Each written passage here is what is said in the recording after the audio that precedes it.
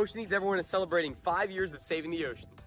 My name's Enzo, and through Ocean Needs Everyone, I help save the ocean by doing beach cleanups, CO and mangrove plantings, making art about recycled plastic, and making films regarding the ocean's health. How can you help save the oceans at home? Well, even if you don't live near an ocean, trash can end up in there eventually, so cut down on your use of single-use plastics. If you see trash on the roads or beaches, make sure to pick it up. Use less gas-powered vehicles, fish responsibly, and help support local organizations. I started my organization when I was 12 years old because I wanted to make a difference. So remember, you're never too young to follow your dreams and make a change. Let's all save our oceans together, one piece of trash at a time.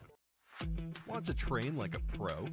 DGS Ninja has you covered with obstacles designed by top athletes. Kevin Carbone, Matt Bradley, Tom Alberti, and Brett Sims. Whether you're dialing in your technique at the gym or training at home, DGS Ninja equipment is built for performance, durability, and safety. Train with confidence. Train with DGS Ninja. Find obstacles, rigs, mats, and more on dgsninja.com. Has this ever happened to you? Where's my chalk bag? Ooh, I have a solution for that. Slab chalks! You take the chalk ball, put it in the mesh pocket, zip it up, slap, and get your chalk. Slab chalks are made right here in Springdale, Arkansas at Interform, the small batch manufacturing company. We're helping our community and providing local jobs to minorities and women of diverse backgrounds. I'm Joseph Rao, Ninja Warrior, rock climber, and the CEO of Slap Chalks.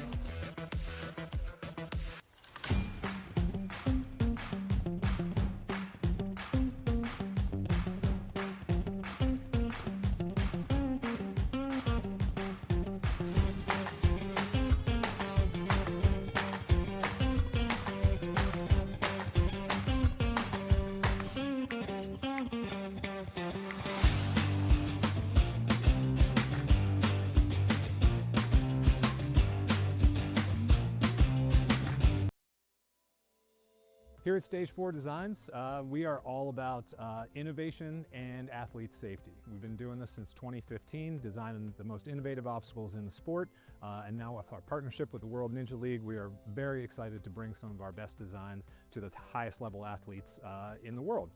For our process, it all kind of starts right here in our digital design. There's a much more deliberate process now in what we do, with our goal being the utmost in athlete safety. So we put everything into our digital design first, make sure it's all going to work, then we procure the parts. We learned the process and refined it to what we feel are some of the highest quality urethane products you're going to find in the Ninja space, and that all happens here at our custom built workbench. A lot goes into our urethane, and we are very proud of the work that we do there. Everything that we build here at Stage 4 is all custom made in-house. It's not like we have a stock of a bunch of stuff. So when you do place an order with us, that order comes through and we basically build everything from scratch. Paint department is scalable.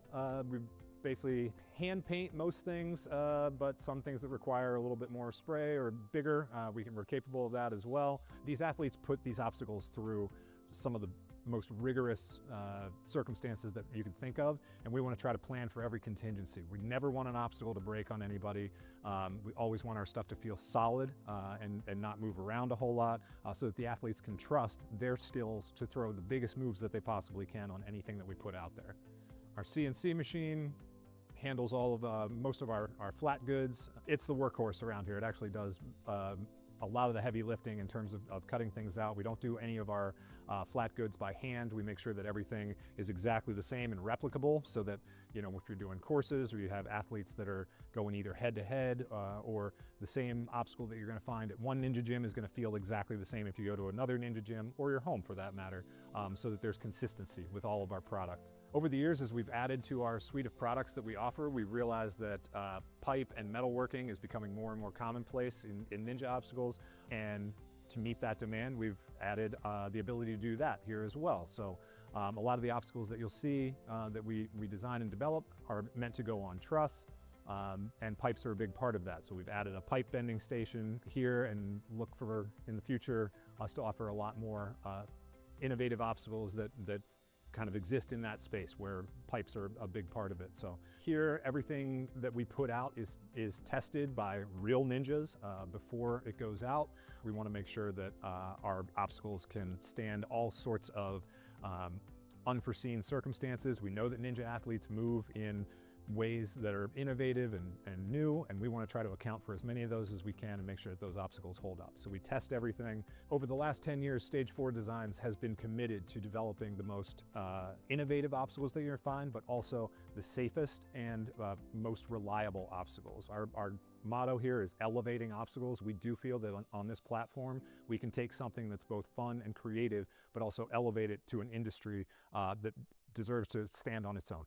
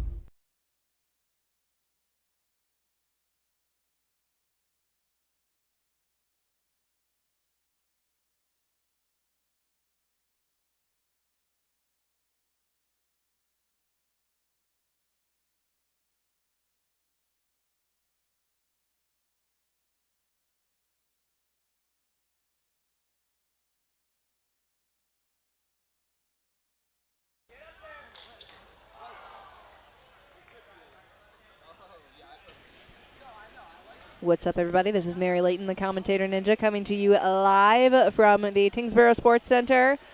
In the frame right now, you have Ben Scrally, who's one of our course designers. We just wanted to talk him up. The courses have been fire between him, Greg Smith, Nick Masters, and Nate Brosey. Some phenomenal performances. We are about to get started with our elite male division. We've got a couple more videos from the can to show you, and then we'll get started talking about the athletes and what you can expect for today.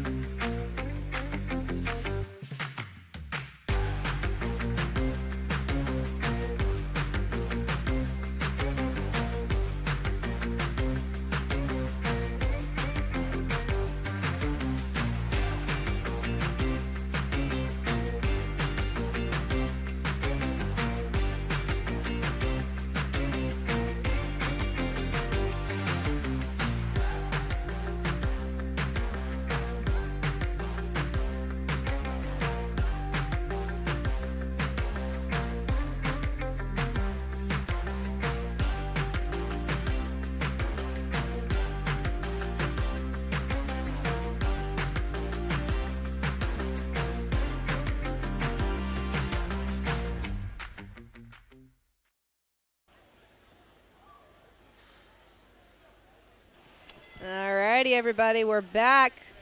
A couple of our videos from the can. We are getting started with the demo for the elite male division. Here we go. You guys are going to get a first look at this difficult course, the challenge course for the male athletes. We are working on getting qualified for the World Ninja League Championship. The numbers, qualified numbers for this. Not quite ready with our demo run. Top 30, our top 30 athletes today. And Chad Hahn's going to give us, oh, I thought Chad was going to give the demo. Looks like it might be his son Blake. Hopping up to the course, giving us the run. You guys know Blake. All right. Blake is off through the speed boost, which you haven't seen it yet, but those do spin. Shouldn't be too much of a challenge for our elite males, but might just trip you up. Moving on to the bumper boxes, which we have renamed the French toe sticks because it is just better. Straps are good. That step is up. We're going to hopefully see the male athletes not overshoot the dismount, as we have seen that become an issue for a couple of different competitions, a couple different divisions. And cool wraparound move. Basically 2 blind grabs. Now moving on into the latchkey after cornerstone, and it looks like we have a cool, I'm just going to take the demo run thing off here so you guys can see what that move is. So going on to cornerstone, you got to make a lache right there. Make a skyhook transfer. Take it with you. Make another skyhook transfer around the front. And then you got to go into the latchkey. Oh, my God. Oh, my God. So we'll see a lot of people go out there, for sure, unless they're Matt Bradley. You need to keep your wrists locked in. Your precision must be on point. And now I'm excited to see the changes for the latchkey, or for the V17. So V17, it looks like we are still utilizing the keys, except those boxes have been turned upside down, so it's now a combination of both the upper body and lower body. All right, and finally, this just looks ridiculous. This is the monolith obstacle, and you're going to these cute little corner cliffs. You have to throw a throwback move and rotate your body 90 degrees around the other side of the box. kind of wild, kind of crazy. Those are not large cliffs, my friends. That's all I can tell you, is those are not large cliffs. All right, Matt's lining it up again to give you a demo. Our course team is in the way. At least he was nice with those corner cliffs, I gotta say. Up and around, and Matt Bradley with the grab, to be expected from an athlete of his caliber. All right, we are going to go ahead and get started with our elite male division. You have seen the obstacles, and now let's get a look at our athletes here. Our first athlete is going to be Carter Hoppin, who actually jumped on not too recently. Since when is flow course after challenge course? I'm just tuning into the chat. Hey, made by Martin. There's a couple of different orientations for the competition today. So based on how they've scheduled the age divisions, some of them have flow first, some of them have challenge first. So for all of the divisions that we have seen today, flow is going to be after, starting a little bit later. So we will only know, guys. So qualifying top 30, regional champion obviously is your top spot. And how you get there is by having a combined placement score of the lowest value. So you want to score high here, you want to score high on flow. I definitely have a few favorites to take the title. I mentioned them on my channel, on the Commentator Ninja channel, during my regionals prediction video. I think Aaron Giacomo and Zack Keenan are your two favorites to watch here. They're not only technical, and especially after seeing the latchkey move, which is something definitely in their wheelhouse, they're not only technical, they're super fast. They are likely, if things go to plan, to get high placements on flow, if not the top placements on flow, and also are capable of getting the top placements here on the challenge course. So those are my predictions for your top two, but there's certainly tons of names on this list that are going to be really exciting to watch. A couple of other names that I am excited to see that I mentioned, Cody Benway. Although I haven't seen Cody just yet, I hope he's here. I haven't seen him walking around. So fingers crossed he's still in the run order. Let me take a look here and see if I see his name. I'm not sure. I'll have to figure this out later, but guys, we're getting right into the action.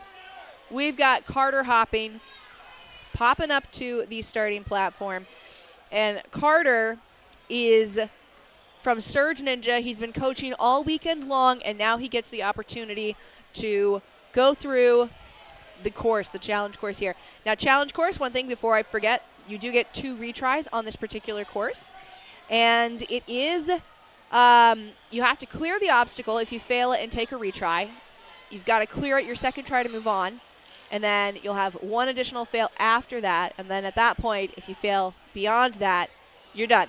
Nothing to be done for you. So Carter is up at the start platform. He's talking with Jordan Thurston. Now, Carter said he was just going to come out here and have fun. He was not originally signed up, not originally in the run order. But he said, I'm just going to have fun. And then Jordan was like, no, you're going to work hard, and I'm going to coach you to work hard, and we're going to see what you can do. Carter Hoppin used to be an athlete that trained at Ultimate Obstacles with us. So much athletic ability. I got to be honest, though, if your tech is not locked in, you're going to have a hard time getting through this course. So I am looking forward to seeing what Carter can do for us out here. Everybody wants to see him do well. Really been doing a phenomenal job with the Surge Ninja team, and now we get to see what work he's put into himself and what can show out here. Easily through the turbos, or the speed boost, excuse me, and onto the French toe sticks. And a little bit of a struggle building that up on the first try. And now we got to see him don't overshoot the dismount. Stick to it like maple syrup from the French toe sticks. All right, time for a big launch forward. So far, so good for him. Oh, great. And easy work for Carter on the cornerstones. All right, guys, what are your predictions? What do you expect for Carter here? Do we think top 20? All right, nicely done. A great hop there. Now he has to make another move. This one is a 90-degree turnaround, so you've got to go around the front side of the skyhook. It looks like he's lined up here, but not quite. You got to have to come off to the side, wrap around. Okay, Carter. All right. Now the latchkey move. I don't think too many people have done this before. It's a mousetrap, but it's a skyhook. Can he get it? Oh! All right, Carter does not get the move on the first try, and now he has to use one of his retries. He has to go, oh my gosh. Guys, the amount of power endurance that is required to be even remotely successful on this course is actually wild. It's actually crazy. Because those, I mean, you saw how long he was hanging on there trying to pump through the moves. All right, here we go. He's pushing off. Made it the first time around. He knows the feel of it for the next one. He's got to get that move lined up. He's got it. The Surge team is going nuts right now, guys. If he gets this, the whole place is going to explode. Oh, and they are upset. They are disappointed. The crowd is sad. I am also sad. I think that's a very strong performance out of Carter. I don't know that I expected to see him get that deep into the skyhook. Moves right there. I wondered if that would maybe take him out. But now, after a strong performance, just trying out V17. You got to do it for the people that are coming after you. All right, and it looks like a tough move for Carter there. So he's going to go ahead and give the monolith a try. His whole team is giving him so much crap from the sidelines right now. It is hilarious. Man, when Coach gets on the course, it's always a good time. All right, Carter is pumping through here and does not have enough power to get to the end. He's going to pop and hit that buzzer. Oh, and he also just, like, fell. But that's okay. We won't talk about it. All right, up next, we have Thomas Jolly.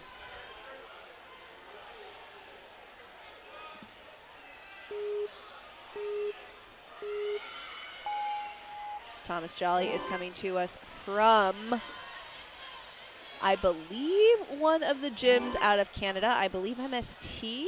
Nope, I think it's a different gym. Beg pardon. And he has made it through the French toe sticks. Oh, but he did overshoot. Now, this was something that came up on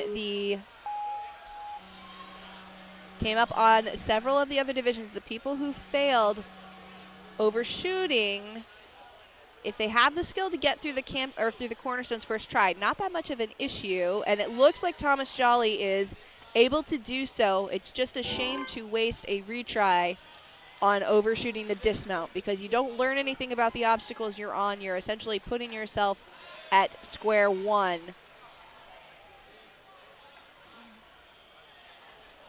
Nice work out of Thomas getting that wraparound. Thomas actually started as a receptionist at his gym and then started coaching. Okay. Having a difficult time with that latchkey move. They do call him Bartek Tom.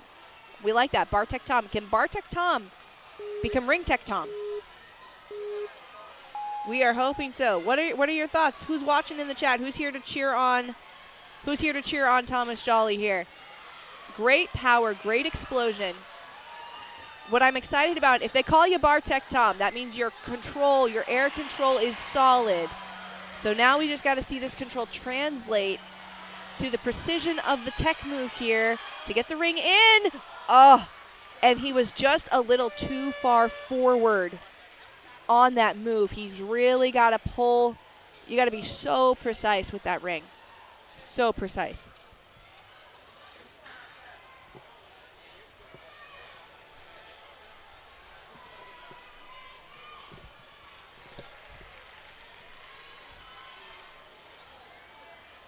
All right, so Thomas not having too much fun on the V17, so going to go ahead and move on to the monolith obstacle here. I still didn't get too much feedback on this name here, guys. I called this one Obelisk. All right, great work out of Tom, doing his best on that course. It's a tough course, guys. It is very tough. So the last obstacle is called Monolith. I called it Obelisk when I didn't know. They're pretty similar. But do I have any anthropology nerds out there who happen to know the difference? What is the difference between an obelisk and a monolith? And should this obstacle be called obelisk or monolith? I mean, obstacle obelisk is pretty cool. Obstacle monolith, also pretty cool. But you get the alliteration with obstacle obelisk. Alrighty, guys. Hopping back into the action, though, we've got Luis Felix Primo coming to us from the Quebec area. And you guys, if you know the name of the gym, I can see the logo on the shirt, but I can't quite see the name. You let me know in the chat. All right. And Luis is having a good time, good precision. Took that move with a lot of control. Now hopping on to the corners, the cornerstone here. Now, guys, what we saw, and just got a little too far forward on that outside hand. You can see there's a little tiny black cliff that's right above the top that kind of forces your hand into a particular position. And that is kind of what caused him to miss on the other side. Now, what we saw in the young adult division, a lot of the Canadian athletes, because they can't come out to too many competitions, they don't have as high of a point score. So they're running a little bit earlier, but that in no way detracts from their ability. We saw some very strong performances, particularly out of Matisse Laflamme, and he was, great move out of Luis. He had scored extremely well, kept a top spot for almost the entire wave. So I'm curious if we'll see the similar out of Luis here. Oh no, the precision was there, he just popped off the ring. Okay, he has no more retries now. He's got to lock in. He has to get this first try. And that's not where you want to go out on this obstacle. If you go out on this obstacle and you have to redo it, you want to have tried that latchkey move. Okay, great power. Time for him to get the wraparound.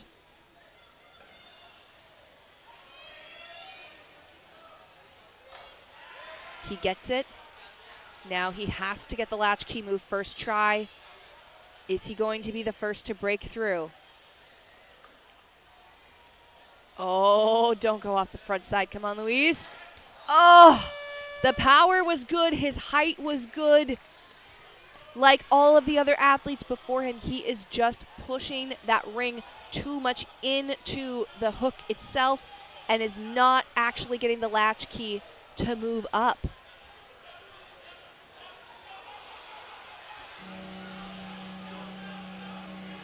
We'll see if Luis can be the first to figure out the V formation here, the V11. Now the reason that they need their feet is because you'll see he's pushing the hook upwards into that box, and that you really need to keep a lot of tight tension on the body, on your feet. And guys, this is taking so much time. This obstacle is going to take a lot of time. What are your predictions, guys, after seeing this course play out a few times? We not only need to be super technical athletes, but also rock climbers. I think the athletes who do rock climb are going to have a better opportunity or a better precision and understanding of how to maneuver on the V17. But our next athlete up is Alex Cordier, coming to us from the TA Fitness Gyms here. Alex has been doing Ninja for a long time. I've seen him compete for many a year. Took a little hiatus, came back as a coach. Used to be one of the ninjas to watch in the young adult division for sure. I remember saying his name on a couple prediction videos.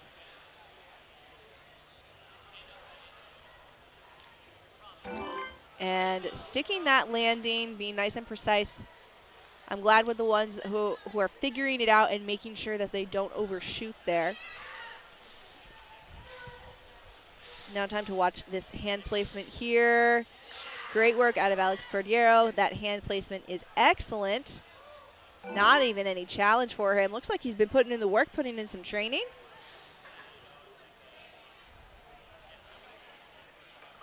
And now is the moment. Your first challenge. To get off of a hook and 90-degree turn it around to the front side. It looked good. That was a bit of a challenge for him, but I think he could have it now that he's got the feel for it. But then again, he's going to have to first try. He's going to have to first try the latchkey move.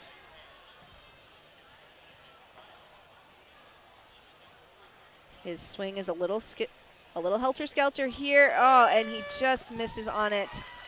48 seconds out of his time limit, which I believe is still 2:45 for this division. But doing pretty well here on the V11, V17. I don't know why I keep calling it V11. The V17.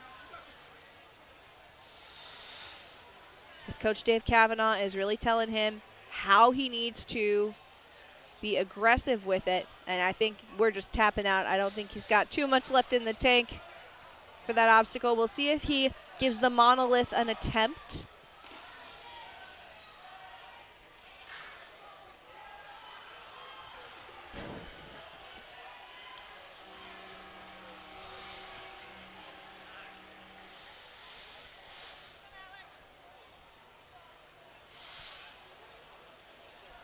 All right, Alex is getting a good solid attempt here on the monolith.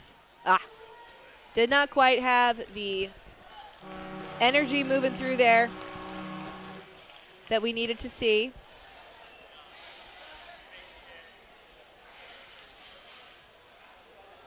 All right, Jesse Gambalongi. Now, Jesse is an athlete that I think could go far in this course. Jesse a little bit earlier in the run order. But again, I think in this division, that is certainly not really any indication of how these athletes could place. Jesse has a lot of raw power, a lot of confidence. And easily getting across, sticking the landing and making sure that he doesn't go over the front side. And here he is, popping onto the cornerstone. Really, honestly, awesome to see that the cornerstone isn't proving to be too much of a challenge for the elite male athletes, which I think is nice of the course designers, especially with the latchkey being the next obstacle. So, Jesse is in first, but just by time. First place will not be decided by your fastest time to the fourth obstacle. If it did, that would be very sad. Sirsa, the early seasons of WNL. We've moved on in terms of course design since then. And time for the latchkey move. He gets it. He's the first one through. Jesse Gambalongi moving into first with a dominant performance on the latchkey. And now we get to see a true attempt on V17. Minute and 30 seconds left on the clock right now. Does Jesse rock climb? This is the question we are asking ourselves. You've got to put your feet up because that third move, that third and fourth move, you are pushing upwards into the keyhole. This is looking really great. Jesse is doing really well right now. Easily getting, it looks like he's struggling to reach into the next. Oh no, and he lost it on the top and spun out of the bottom one. He's gonna have to do this again. He's gonna have to do the whole obstacle over again, and that ate about 30 seconds of his time getting to that point. He is not gonna have time to rest before going into the monolith, assuming he can make it through V17. V17, this orientation really truly proving to be quite the challenge. You see him really trying to figure out how to manage this next move.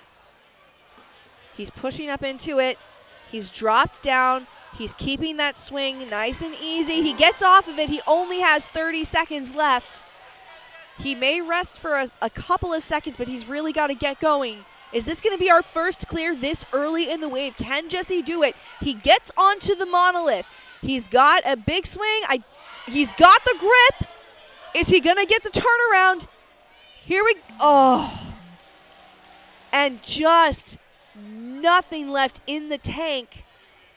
Is he going to have time to make the second attempt?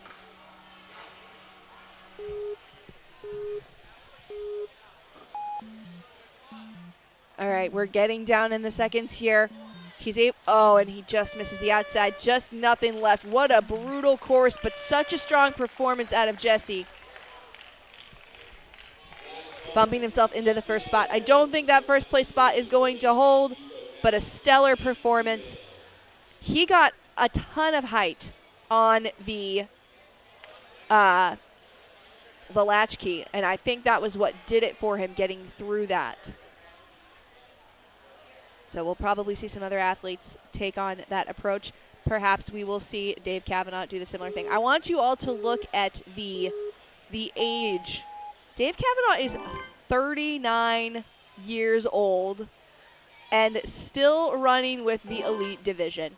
He's basically the age of a Masters athlete, and he's still competing elite. Please allow this man to be an inspiration to you. And watch that. He did not overshoot. Not only is he light on his feet, he also has an awareness to catch himself in those scenarios. Okay. Hand placement we're going to have to work on. Looks like he just missed with the outside hand. Probably was a little too focused on the reverse grab right there. He's got a smile on his face. He's about to figure it out. You see Chad Hahn, our course ref out there. Chad Hahn would be running with this guy once he gets to Masters, so he's probably a little scared. Oh, great. Stellar work out of Dave Kavanagh. All right, now the moment comes. Is the power still there? Yes, it is. Oh, ow, wow. And the ease of these moves right now. Dave's still got it, guys. Dave's still got it. Would expect nothing less. Okay. Not enough power going into that move. You saw Jesse get up super high. I don't think you have to have the power to make the move if you are extremely precise. But I do think that having the height gives you a little bit more time to make that maneuver.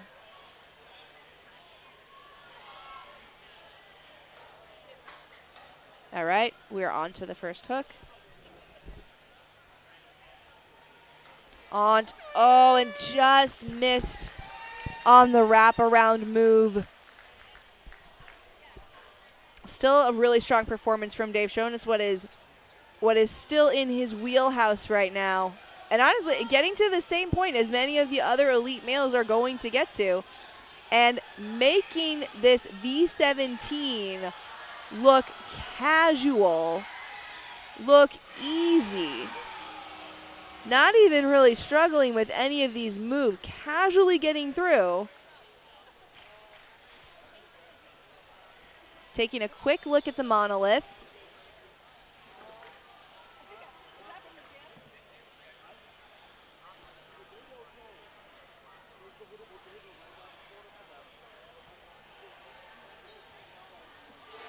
Ooh. All right. Not going to do it for Dave on the monolith, but still a stellar performance.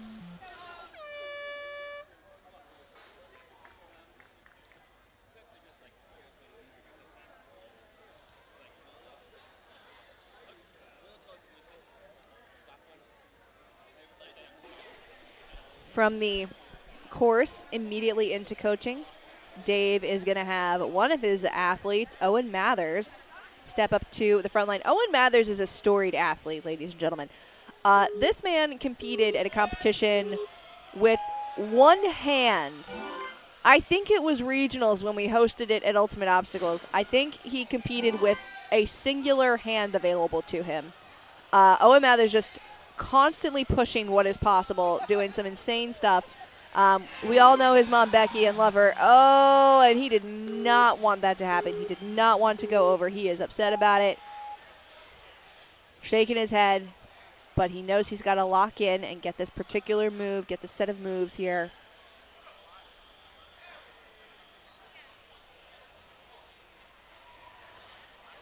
All right, he's got that first move. Second one, he got it. Locked in. Nicely done, Owen. And it seems like he might have been a little bit worried about the cornerstone obstacle, but he made it through. And now he just gets to use his power. Now, Owen's a very explosive athlete. Gets the wrap around. You can see those expert moves, dropping the hand down to redirect so that his swing is straight. Going into that, I think we'll see him go for it here. The power looks good. Oh, and just did not have the angle quite right. It is such a finicky move. It's basically a trick shot, and it's in regionals. Oh my gosh, what do y'all think on the stream? I mean, this is where the sport is going, right? You've got to be able to make these super precise moves. Exactly as is, right? And I think this is crazy because the latchkey, I mean, we've seen Mousetrap in terms of a cliff grab, but to have to do this with a ring, absolutely wild. Oh, and I think the athletes are just overshooting it just a little bit.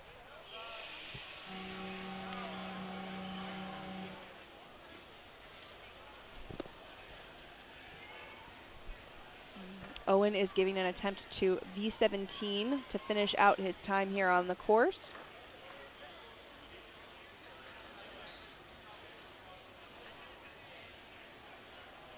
Looks like this attempt is going pretty well for him.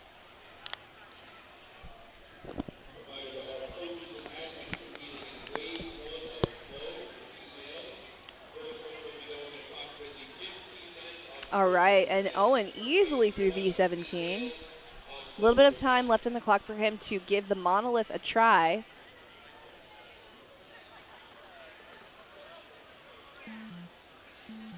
Getting down to the last 10 seconds. He gets a hold on the front side. Oh, okay. And deciding, wow, is he deciding to do? Interesting. So he turned around. It looks like he was going to try to almost, not quite a full static reach, but reach up and over so that he could see the backside of the cliff coming towards him. Pretty smart. I'm sure we will see that attempt duplicated by some of our other athletes. It's a very Noah Muner type thing to do, for sure. Jake Shanti is our next athlete. Jake Shanti has been competing for many years. And honestly, he's really speedy. If Jake has a strong challenge course run, I would bump him into, oh no, that stinks. He took a redo on the French toe sticks because he grabbed the straps to save himself from that dismount, and those straps are out of play. Okay, okay, yep, so it looks like he overshot. So he has used all of his retries as of this point. Oh, that is so unfortunate. So, I mean, Jake did fail anyways, but it looks like they called him out because he started the obstacle too soon and didn't fully wait for the judge to give him the clear to continue moving on. That is unfortunate. Well, I think we're still going to get to see Jake do some good things out here on the challenge course. What I was saying earlier, and it's there too. Oh my God, Jake. What I was going to say, team, is, you know, if Jake had a strong challenge course run, I would bump him into maybe top 10, honestly, because he's a really fast athlete.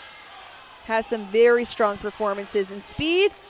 All right, and just not there on the V17. But I will say, Jake, another person who went up really high to get that skyhook transfer. Let's see if the flip is here for him on the monolith. Oh, and looks like he wanted to go front side. of that cliff. I'm sure we're going to see many, many interesting attempt strategies here. All right, and up next is Aiden Shanley, coming to us from Ascend Obstacle Training. Aiden's taking a deep breath, getting locked in.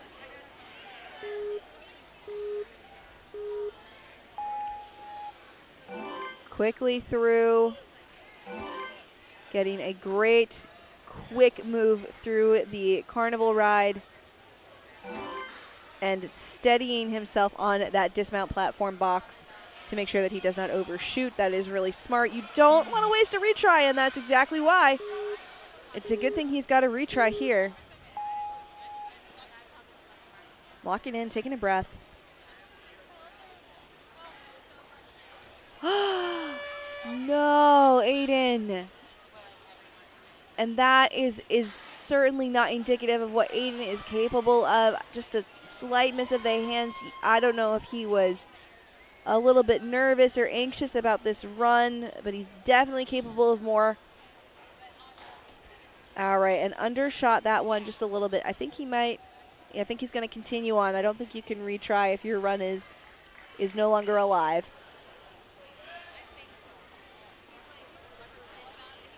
Aiden is a strong climber, though, so I think V17 should be in his wheelhouse.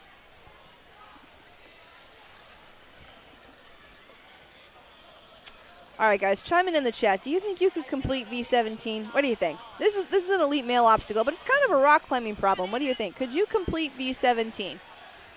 Let us know. Drop a comment in the chat. All right, Aiden's going to go ahead and give the monolith a try. Honestly, I still find it exciting every time somebody gets to this obstacle because I want to see if they will get through.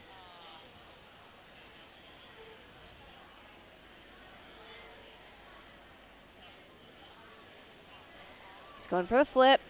Very strong, very powerful. It's so interesting to be on that particular obstacle to see the different approaches. I really kind of like what I think a lot of the elites are planning to do, which is to just lâcher to the front side of it and pull it down with your hands. I honestly think that might be the more successful way to go. But we'll see how it plays out. A couple of different ways you could do the throwback move, or you could try shooting to the front.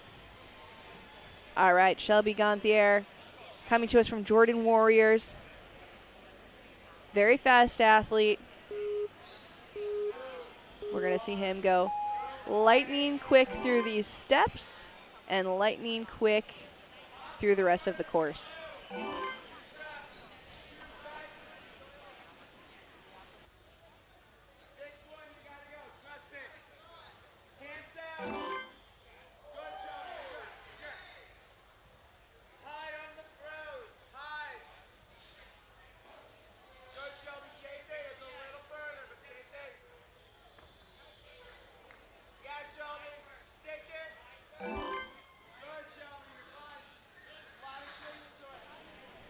All right, Shelby easily through the first couple of obstacles, and now he is hopping on to the latchkey.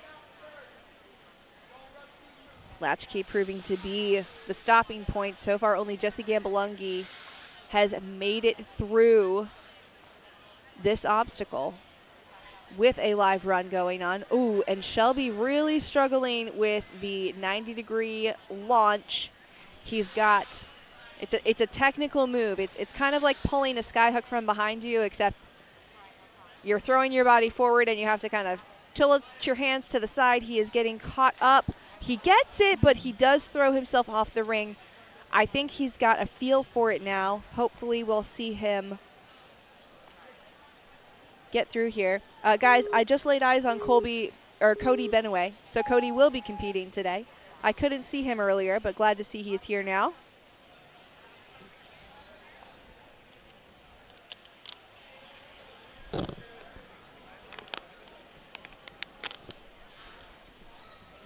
All right, back lining up for this move. Does he still have the power? He does. Hopefully he can remember how it felt that first time I guess maybe the fourth time. The fourth time he got that wraparound move. Come on, Shelby. It's lined up well. Got to get that pop. He's got it. Wow, what a great job figuring it out on the fly. But now we have this difficult latchkey move. A lot of power, precision. Oh, he was so close. Oh, what a great run out of Shelby up to that point. Almost had it. And deciding to skip V17. He's not too excited about that. He is just bumping right through to the monolith. He gets, oh, and just missed getting the grab. All right, and that's going to be it for Shelby.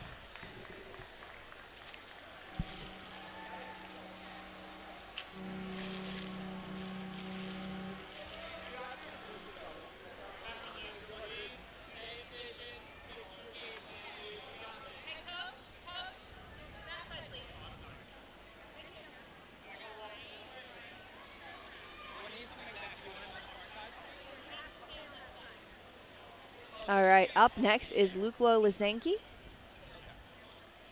Luke's been competing for a while.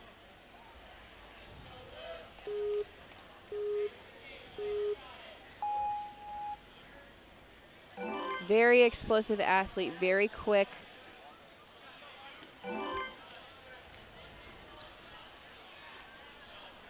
Typically competes in the Northeast, but is also up here often for competitions in the New England region. So we're pretty familiar with him out here. Good precision so far on the cornerstone. And great work getting that other grab, not having too many issues with it. Sticking the landing, moving on to the latchkey. Great job getting that nice pop right here. Now, I don't expect Luke to struggle too much with this wraparound move here. Oh, okay. That was surprising. I wouldn't expect him to come off of that, but I wonder if he was just a little bit nervous, didn't quite have the trust in it. But now that he knows he's got it, he should hold on. You got to hang on to that move, guys. You don't want to fall off the wraparound move. You don't want to be doubting yourself there. You got to... I'm not going to say you should doubt yourself at any point in time during this course, but if there's a move that you're going to test out, it should be the latchkey move on this particular obstacle. Lots of stuff going on, but that's why it's the Elite Division, guys. There is so many things you have got to know, you have got to be confident in order to be successful here. All right, excellent power generation. All right, here's the moment for Luke. Hopefully he's seeing the other athletes, knows to give it a lot of power so he can get the hook on the upswing, move the latch on the upswing. Oh, and he went for it but wasn't quite far enough. You know, the more I'm seeing this, guys, I think I like that the amount of height that you saw Jesse get, that you saw, there was another athlete that ran that you saw Jake Shanti get. When you have more air time, if you do put the ring too far forward and you catch the underside of the hook, you have time to pull it back towards you to flick up the latch. So I think that's the move. That's the tech, guys. That is the tech, all y'all on the stream. All right. Luke is having a phenomenal performance over here on the B17. Casually dropping down, doing a nice job of getting all the way out of there.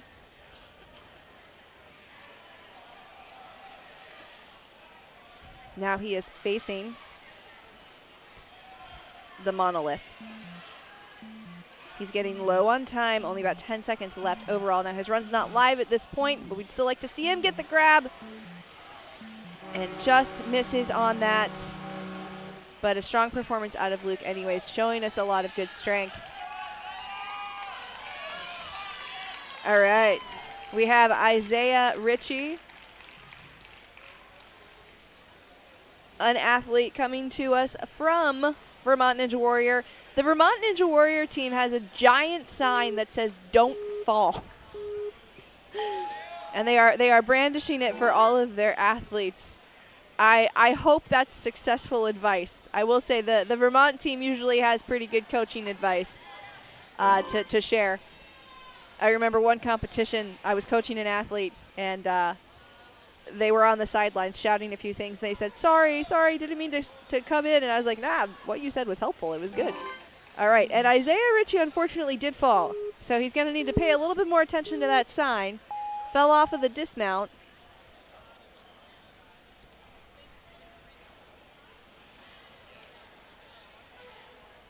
But it looks like we're going to avoid another fall here. Good placement of the hands. Just need to get off and stick that dismount, which he does. Nicely done.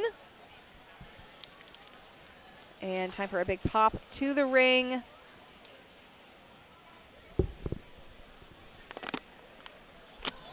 Oh, wow. And getting a little bit caught up there. Went one-handed on the ring. Okay. Looks like he is struggling to dial in that wraparound move. Now, most of the athletes, if they miss that move and kind of throw it, they're able to get it their second attempt. So that's what I'm hoping to see out of Isaiah here. And then hopefully he's been paying attention and will watch for that wraparound. Oh, gosh, and that is a bummer for Isaiah. He's going to move on and try the V17.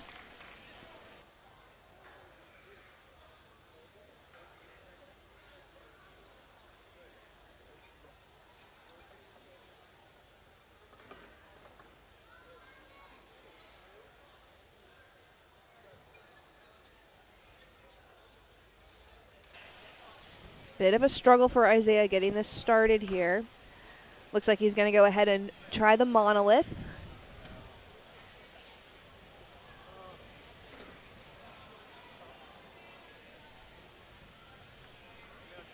All right. Oh, just peeling off of those cliffs. The corner cliff, it's not bad, guys, but it is still just an inch on either side. And that's definitely not an easy grab by any means. All right.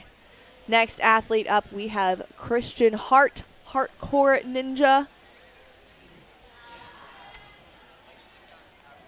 Christian's recently been sharing some of his poetry on Instagram, some of his songwriting. And you'll see him right now going through his sort of pre-run ritual here. Bit of an abbreviated pre-run ritual. He is ready to tackle the course. He is already through the carnival ride and quickly up to the French toast sticks. Great job just stabilizing on that dismount there. Giving himself plenty of height, plenty of time to make these catches, but not overshooting. That's a skilled athlete right there.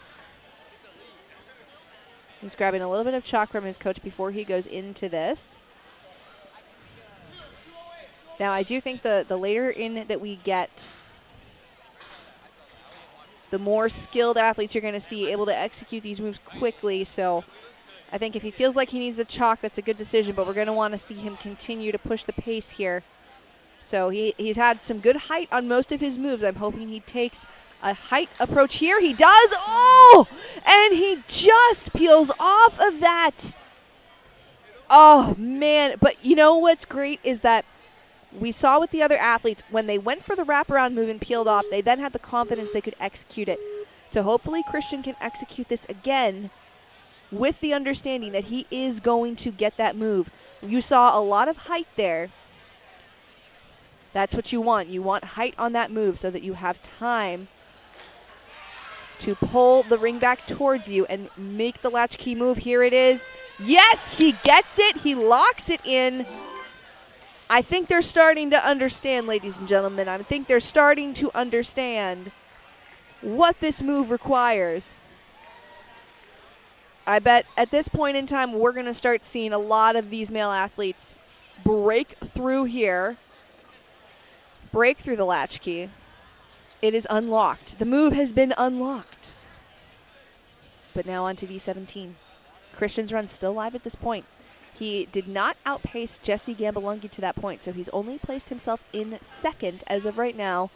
He was about 19 seconds behind Jesse's pace, but Jesse did have a fall here. So if Christian can get through without it, he is going to put himself into the first place position, 40 seconds on the clock to do the monolith move. He is giving himself rest. I wouldn't rest too much longer here, Christian. I would get moving within the next 10 seconds for sure.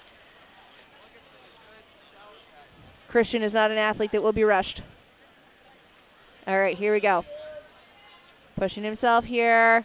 He's got the grab. Can we get the wrap around? Oh, and just not there, but still a really strong performance for Christian, being one of the only athletes to get through the latchkey and then following it up with a quick first attempt through the V17. All right, I am going to attempt to get a few words in edgewise on this next run, guys. As you can see, it is Zack Keenan, who is our next runner. This is one of my picks to win it all today, and we'll see how he does.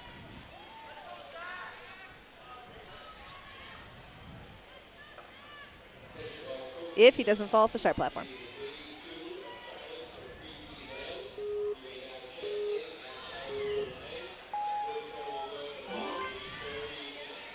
Didn't see a lot of athletes, have not seen a lot of athletes attempt to skip any of those rotating steps at the front.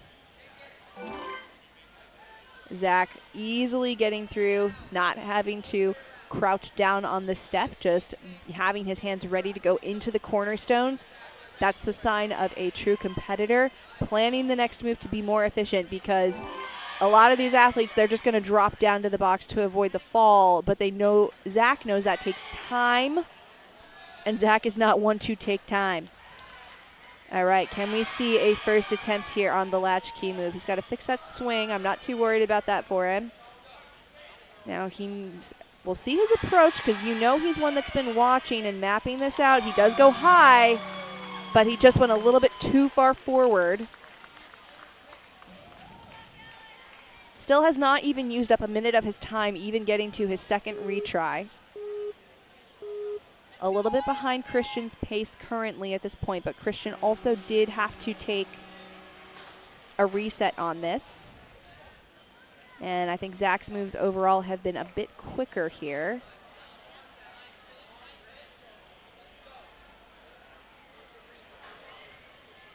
So here we go. Lining it up here. Yes, there it is. I would expect to see that from Zack, and I think this gives me a little bit more confidence for the rest of the field as well. If this is something you can figure out your second attempt. Well, you know what? I'll still say the move makes me nervous, because this is Zack Keenan we're talking about here. Let's be real.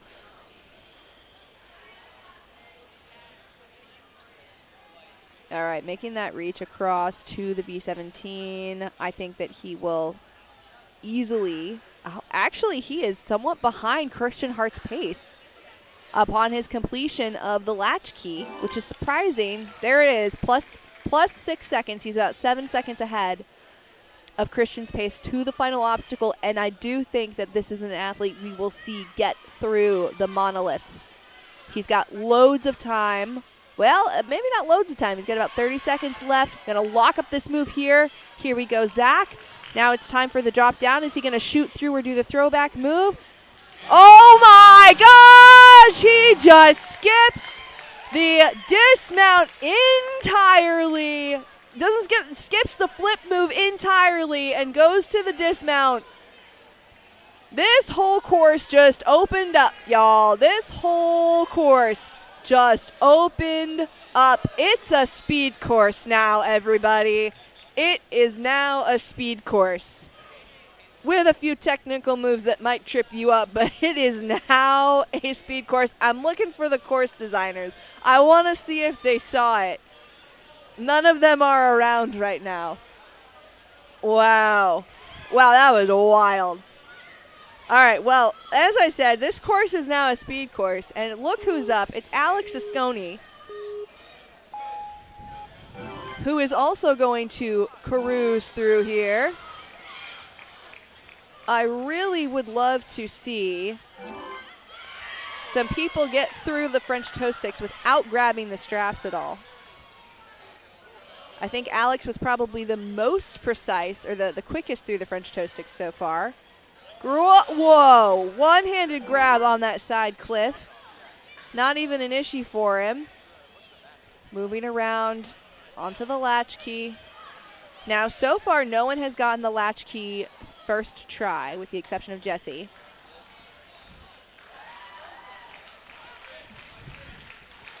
Alex is well on pace right now. Just ahead by 15 seconds, ahead of Zack Keenan's time by 15 seconds. Now, Alex does not have quite as much height as Zack Keenan does. He's taking his time here. He's taking a sip of his water bottle. He is getting some chalk before going into this. Alex is one of my dark horses in my predictions here as somebody who could take a top spot.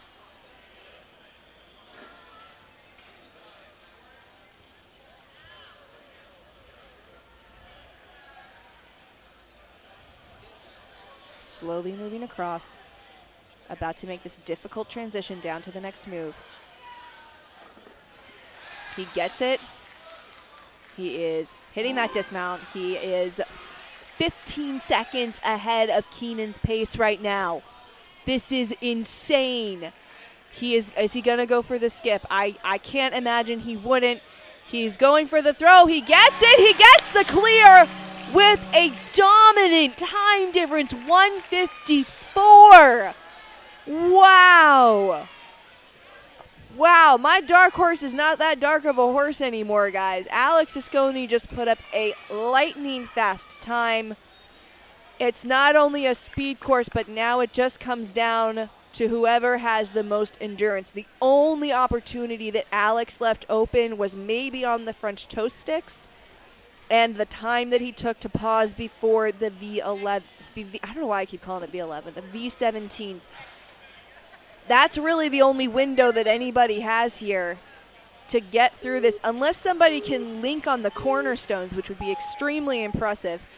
But somebody that I have who I think could easily get through the V17s quickly is Evan Levali. He's a rock climber, but taking a bit more measured approach through the rest of the course here. So I don't know that we'd see him have the fastest time through here, but definitely an efficient time.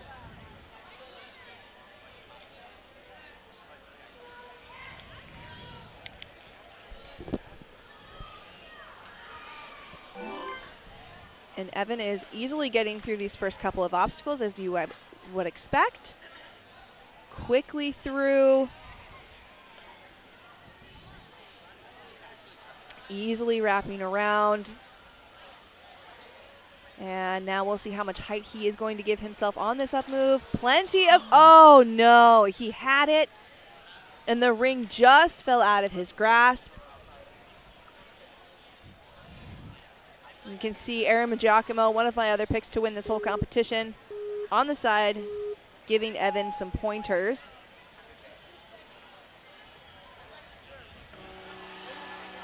And quickly hopping onto that second one, getting the wraparound move here. He knows he can get this now, so just got to repeat that move and hang on easily. All right. Getting a bit of chalk and going right into it. And this is the turnaround that I was hoping we would see from Evan. He is a climber, and so this shouldn't be too hard for him to figure out here. The sort of body positioning. Really kind of struggling. I don't know what's going on there. Oh, did he fail? Oh, it looks like he had to take a retry. I'm not 100% sure what went wrong there. I wonder if he potentially put his feet on one of the wrong holds or something along those lines. All right, and look at just the ease at which Evan is getting across here. Very, very nicely done, and quickly through to that dismount.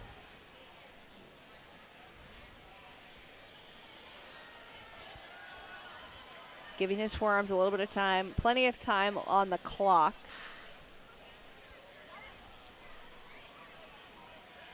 And reaching it up and going for the dismount, or maybe going for the flip. Oh.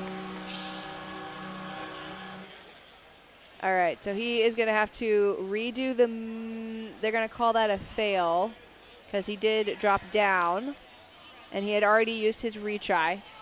So they're going to walk his score back to the last obstacle. So he will get credit for completing the V17, but his foot did drop down before hitting that dismount.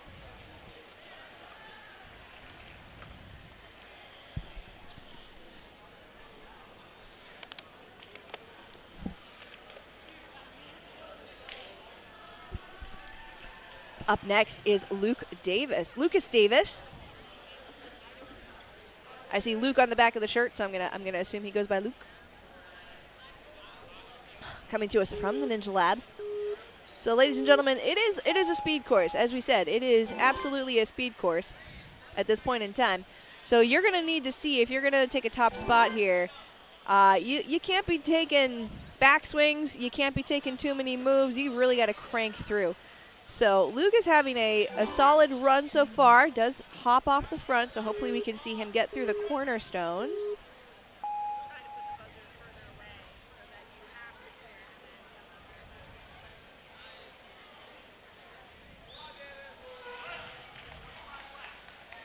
All right, great hand placement for Luke right now. Oh, and going right in. I like that efficiency. Oh, but getting a little bit hung up here. Hopefully he can drop his feet down and just push into that again. Make sure he's ready for that launch. Got to go right here. He does. Well done, Luke. And great success here. Let's see how quickly he can get through and see if he can figure out the latchkey move. Good height. Oh, and just was not quite fast enough with that move.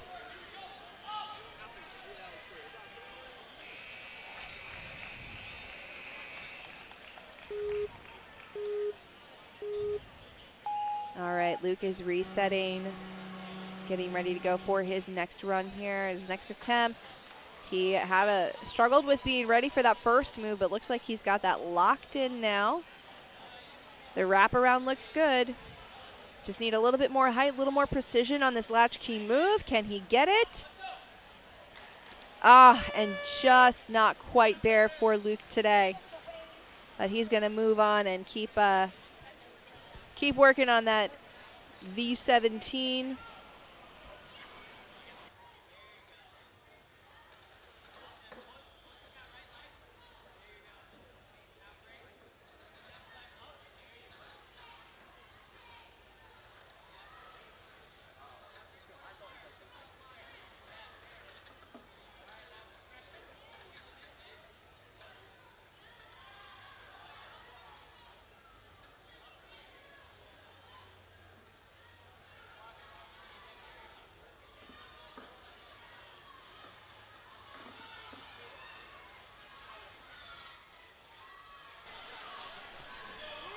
Lucas is on to the monolith.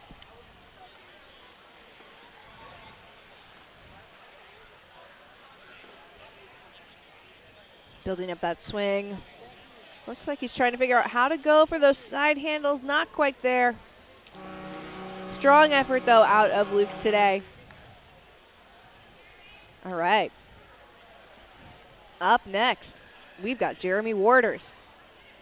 All right, guys, I got a fun story about Jeremy Waters. A long, long time ago, I made some predictions about the New England Regionals, and I made the mistake of not saying Jeremy's name.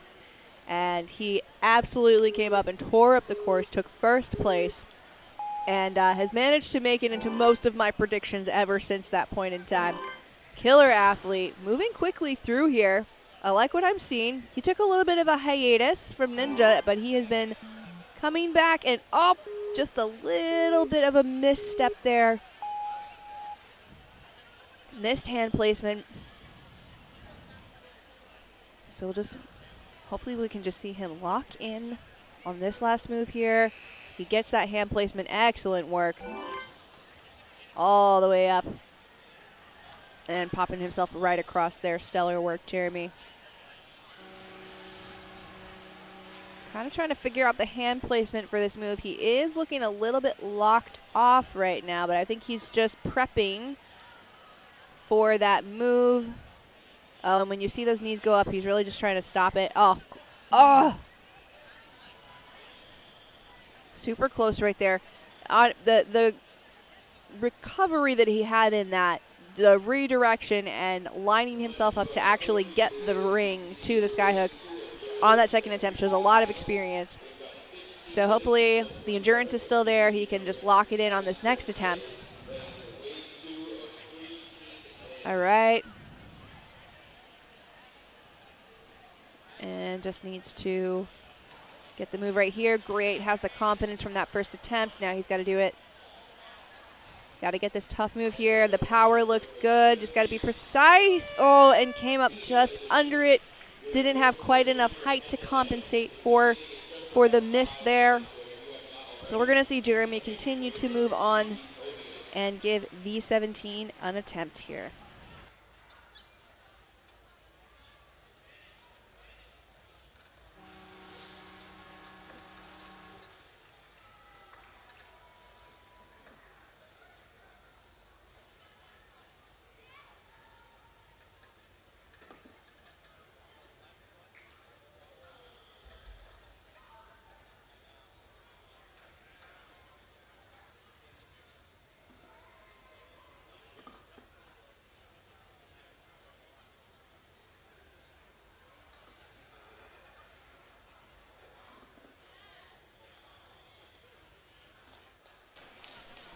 Nicely done getting through the V17. Moving on to the monolith.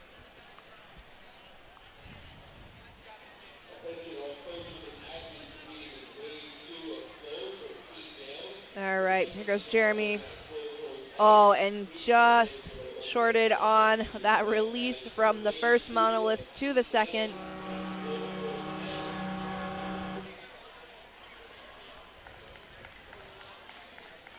But great effort out of Jeremy out here on the course today. All right, our next athlete is Bari Messier. We saw Brody's sister Adelina compete earlier in the elite female division.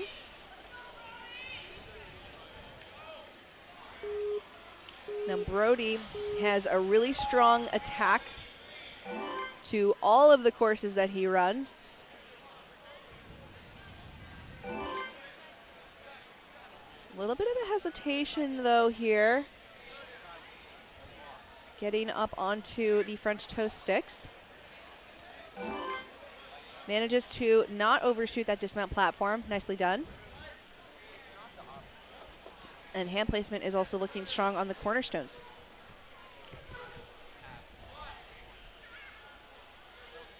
Now Brody's wingspan is a lot longer than he is. He's 5'8". His wingspan is 6 feet.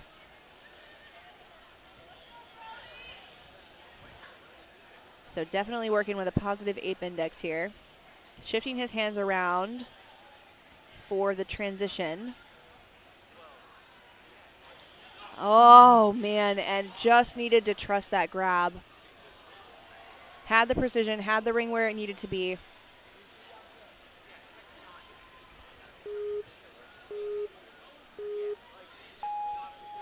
So once again, I'm really hoping that Brody can lock in and make sure that he is lining up this move, trust the transfer, and then hopefully he also has the trust on the transfer for this particular move. Gonna need a lot of height, gonna need a lot of power. Is he gonna get through? Come on, Brody. Oh, just not quite there on the precision. Tough day for Brody out there. He puts himself into 12th place currently. Remember, it's our top 30 that are qualified onto the World Championships. And right now we have about another 30 to go, about another 30 runners. So gotta be tight for Brody. He's gonna need a very strong performance on the flow course, that's for sure.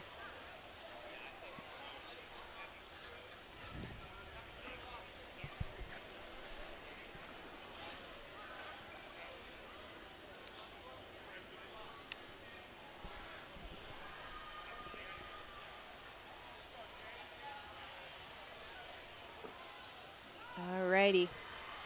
Working through the V17. Nice little hop through that dismount there. Looks like he's going to give the monolith an attempt with the time that he has remaining.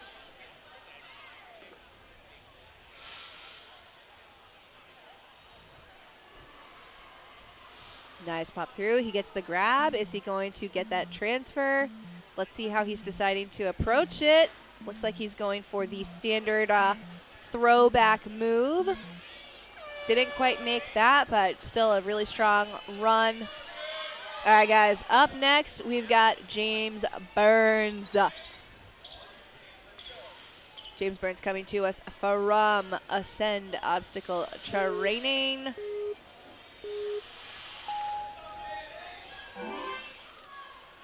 All right, guys, James Burns has been one of my favorite athletes for a very long time.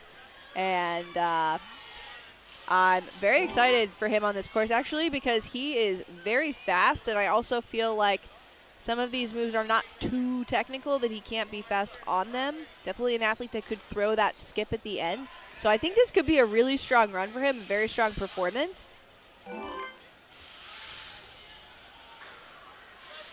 That was nice. He used all of the chalk on the start platform to chalk up his hands.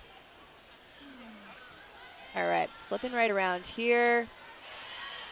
It looks like he is just about 2 seconds off of Esconi's time. Good height. Oh, and he gets that move first try. Team on the sideline going absolutely nuts. Now, pace-wise, he is falling behind, but again, you guys, you know, it's we want to qualify for the World Championships. We do want to take the win here as well. James is quite speedy, so could have a good speed course run, a good flow course run.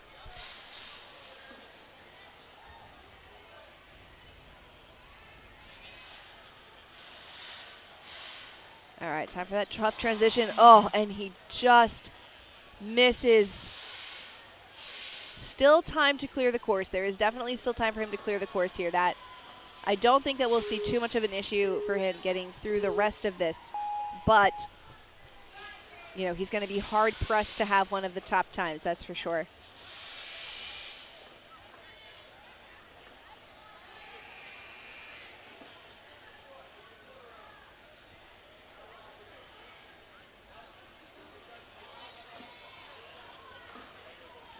All right, and this is where he fell before. He gets the transition. He gets out of there. Nicely done, James. All right, 50 seconds to get to the last one. He has only used one retry, so he will get a second attempt if he doesn't make this first try. I'm not sure if he's going to try to go for the skip or if he's going to try to do the move as is. He did just see Evan Levali drop a foot down. Is trying to go for the skip worth it? We're going to see what James's determination is. He's on the front side of it. It looks like he is going for the skip. He's throwing it. Ah! He misses it.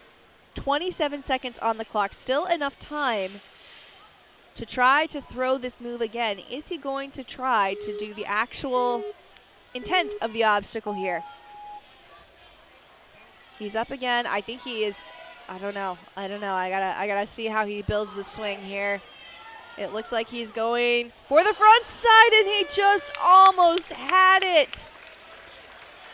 Oh, I wish he had gone for the front side the first time around, because I think he could have figured it out. But he did. I think you'll see some other athletes who maybe aren't as confident in the skip do that. He did swing to the front of it to grab the sides and drop down. I think that's the move. I think that's what you'll see a lot of athletes do. But from one coach to another, we now have Cameron Stow. Actually, I'm not sure if Cam is a coach at Vermont Ninja Warrior. But Stow out of Vermont Ninja Warrior, very well loved. The don't fall sign is, you guys can see that on the sidelines. They're literally following him. Oh my gosh. What a hype sign. Don't fall. All right, Cam is, what a save on that dismount. Maybe the sign is not working. He in fact did not fall. Now we are up to the Cornerstones. Oh my gosh. He literally took the dismount box with him. Where was the sign, guys? Where was the sign? He's going to have to take a reset there. But so far, time is looking strong. He's currently put himself in 14th place.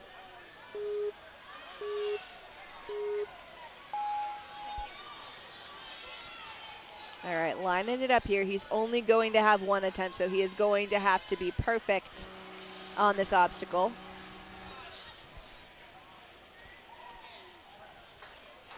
He gets the first move. Tense moment here. Got to line it up for the second one.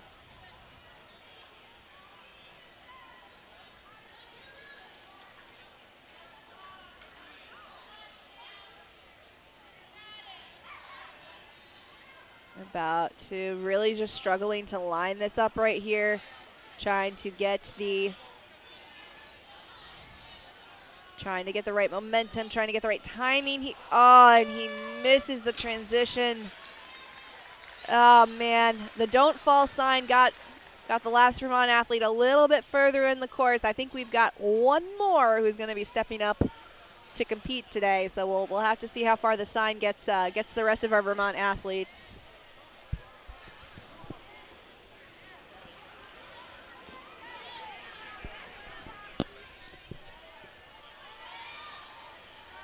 Cameron is nicely moving through. I wonder, it says he's from Essex, Vermont, or Essex Junction. It would have been great if he was from Stow, Vermont. I bet he's never heard that joke before.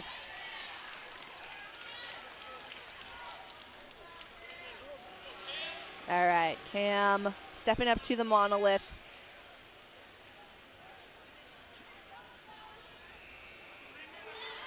All right.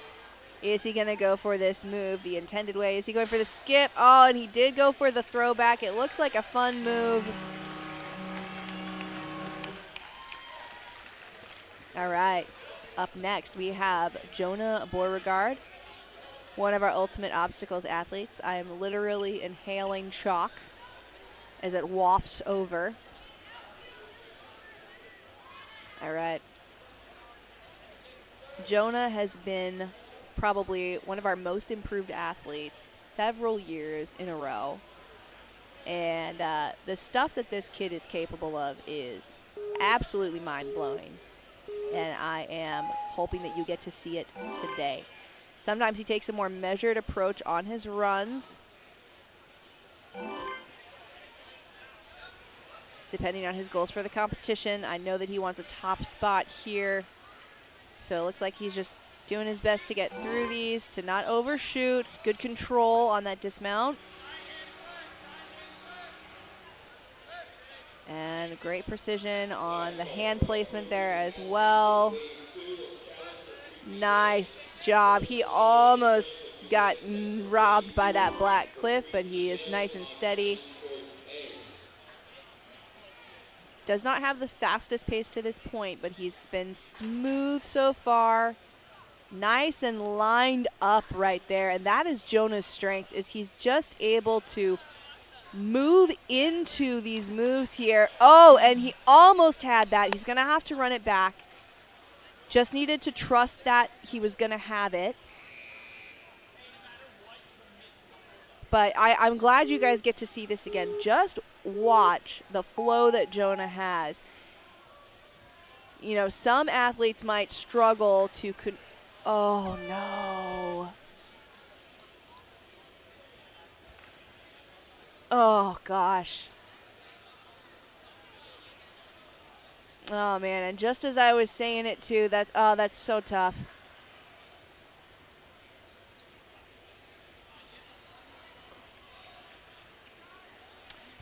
Well, anyway, the kudos I was going to give Jonah is that, and you guys, I hope you can go back and watch it on his first attempt at that skyhook move, is just the way that he is able to set himself up for those power moves before he goes into them.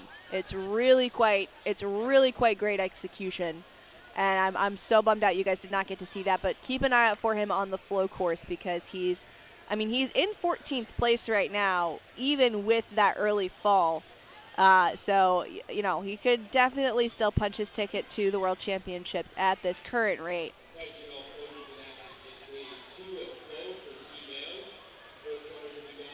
With that excellent, the excellent sets that he's able to do, could definitely have a very strong flow course time.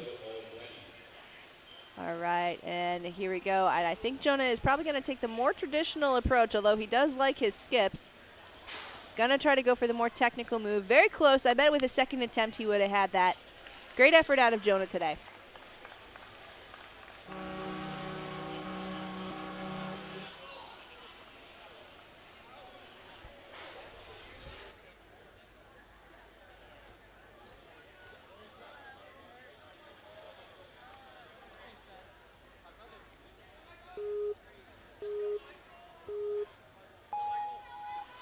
All right, back up on the course. We got Michael Sherman.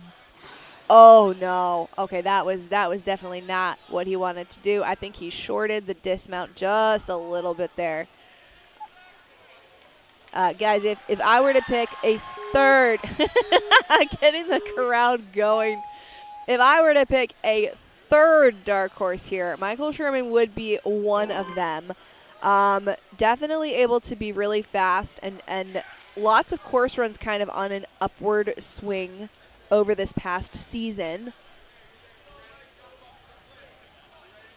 Hopping through, barely making it onto that dismount platform without overshooting, but here we are. And barely getting those hands on that cliff. Sherman, you're making me nervous here, sir. All right. Now it seems we're locked in now. It seems we are locked in. All right, about to hop here to the skyhook. And excellent, wow, I don't know what just happened with that ring, but that did not come off smoothly. Great force from Sherman and excellent precision here. Casually getting through. And I'm not sure what's going on with his time. They said he is positive 38 seconds to that point. I think that he maybe has an extra clear. So we'll probably need to do a little ninja works action here for him.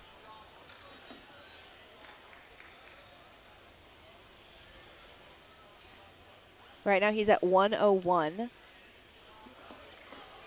which means that he's been on the course for about a minute 45, minute 30 it looks like. And so he actually could beat Esconi's time if he can get out of here. Oh, shoot. And that did not pan out the way that he wanted to.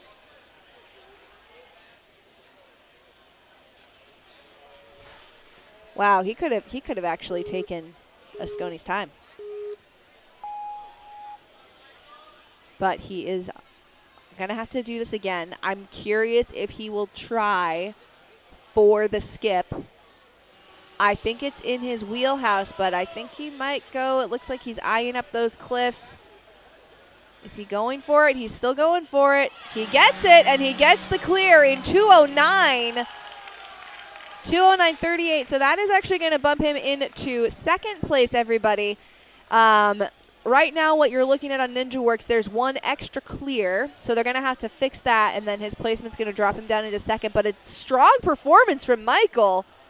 Man, I'm having a great time. I love that all of my dark horses are becoming not dark horses. This is wild.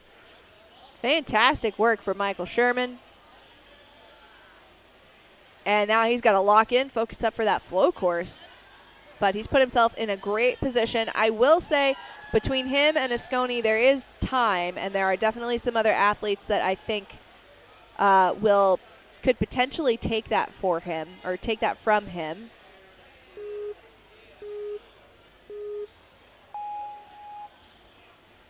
All right, Evan is hopping through. This is Evan Bomigen, the Red Bomb Ninja. And I think Evan is the one elite athlete with a full bio. So I'm going to try to get through some of this.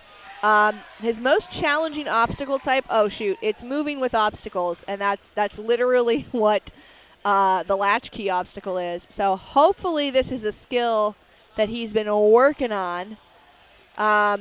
So Evan is 19 years old this season, and oh shoot, and that is not great. If this is an obstacle that he is particularly challenged with, you didn't want to see that.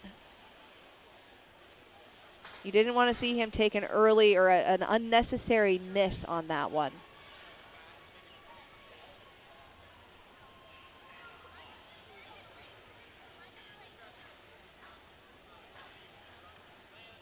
Oh, Evan is really struggling to get the...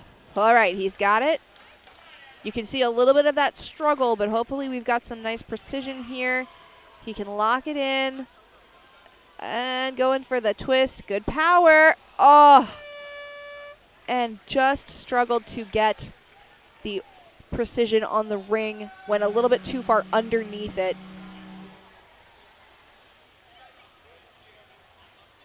Well, Evan's home gym is Windsor Ninja Academy.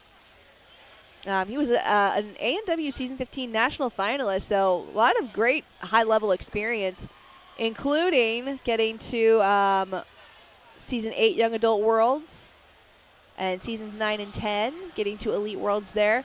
He's also an obstacle designer and a course designer and a coach. And he plays Ultimate Frisbee. We love some Ultimate Frisbee. Ultimate Frisbee is probably one of the most fun, like, casual. It's not really a casual sport. Let's be real here. We got anybody who plays Ultimate Frisbee on the stream? I see 92 of you. Hello, the 92 people watching the stream today. Who are you here to cheer for? Drop their name in the chat. Let me know how many clears you think we're going to get. We've got 3 so far, and there's probably about 22 runners left. There's 23 runners left. So how many more do you think we can get? I think what's interesting is the athletes are getting to the monoliths, and then some of them are throwing the skip, and some of them are second guessing it based on how much they miss by. So there's all that. We'll see how this plays out. You let me know what you think. How many more clears are we getting? I see TK in the chat. TK, drop your prediction. I know you got the stats. I know you're a good stats bro. Alrighty. Up next, we have Joshua Marchessault taking a strong stomp on the start platform there, getting ready to go. Now, Josh is a coach at Ninja Challenge Marlboro, but he works with us at UO to get a little extra training in. We love having him around, him and his brother Levi. All right, everybody. Thanks for joining in on the chat. We're watching Josh get through. Here, he does overshoot the dismount platform. So really hoping that he can lock in the hand placement here.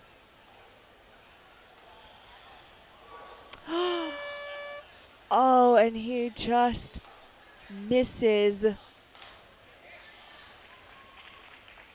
And he is going to go ahead and move on and finish out his course run. And that is an unfortunate end for Josh. And that is just reason number 403 why you don't want to overshoot that dismount.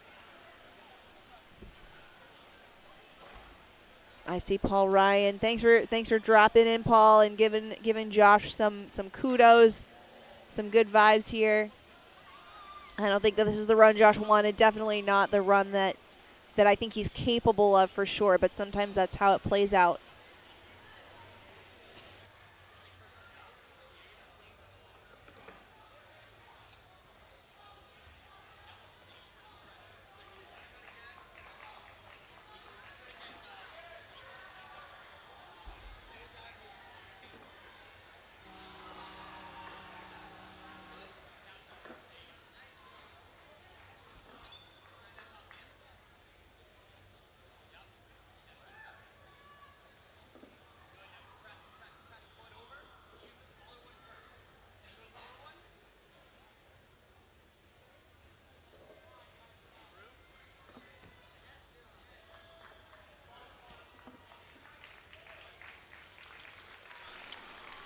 All right, chat.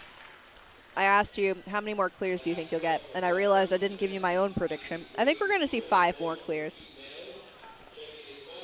I'm going to call Who else do we have? Who else do we have? I think Cody Benway could clear. I really want to say I think Carter Stone could clear because he gave me a hard time about not being in my predictions video earlier. Gavin Obie could clear. And Loic Fortier. Also, I need to self-identify with the fact that I did not mention Gavin Obie in my predictions video. And I think I must have just, like, not seen his name. Because I really don't know on what planet I would not have said Gavin Obie as a contender for today. And Loic won the head-to-head. So hopefully... Oh, save it, Tyler. Okay, guys, here's Tyler Ecklund. We'll get back to our predictions in a second. But this is Tyler Ecklund. And Tyler Ecklund was actually one of my picks for the adult male division, competing up this season in the elite division. He has much more hair now. But I like the aggression that I'm seeing out of him. You know, he trains at Ascend. Does a good job saving himself from going over the top there. Does not want to waste a retry on the early obstacles for silly reasons. For that reason right there.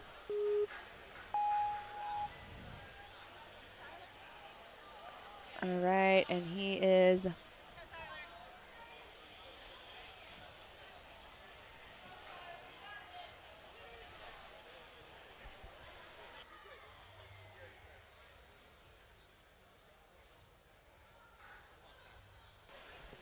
All right, moving on to getting back into the cornerstone obstacle. And he gets that locked in. Okay, and saving himself on the dismount. So Tyler has no more retries now, and he is popping into this more technical obstacle. It doesn't look like he was quite ready, but thankfully he's got some good momentum carrying him all the way around. He's going to need to really go for the pop here. He gets it.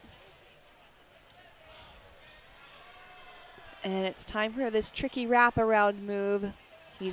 Oh no, and it looked like he had it, but he just dropped off. I don't know if he's going to try any more obstacles. I think Lucas is trying to get him to do a couple more, get some time. I think he's skipping the V17 and just going straight to the monolith. I would also do that because the monolith looks like it's more fun than the V17.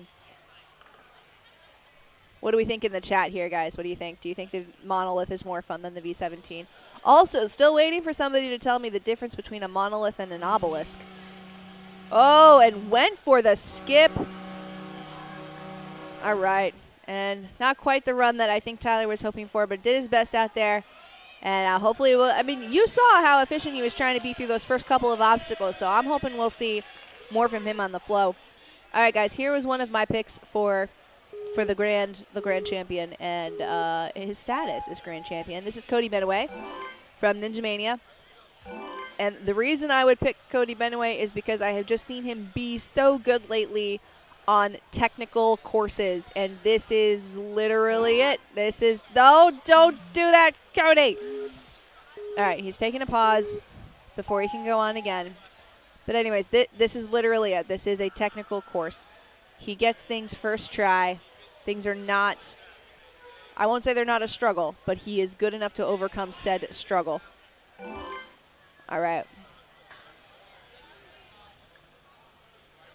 And good work here. I do expect to see him get through this first try. Let's go, Cody. Nice and lined up. I just need to let Cody's dad know, who sometimes gives me a hard time about my commentary, that the reason I picked Cody is not because I'm trying to prove that I don't have a favoritism towards Massachusetts athletes.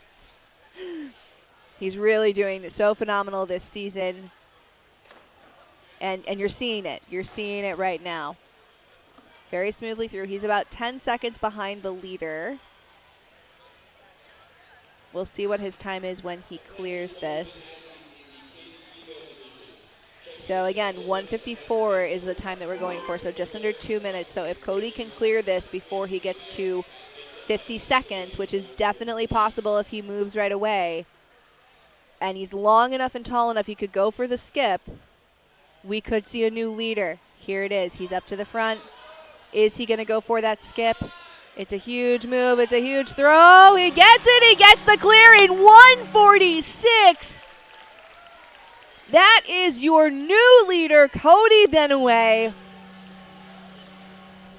Oh wow! And I don't. He's looking at his family, waiting for some high fives.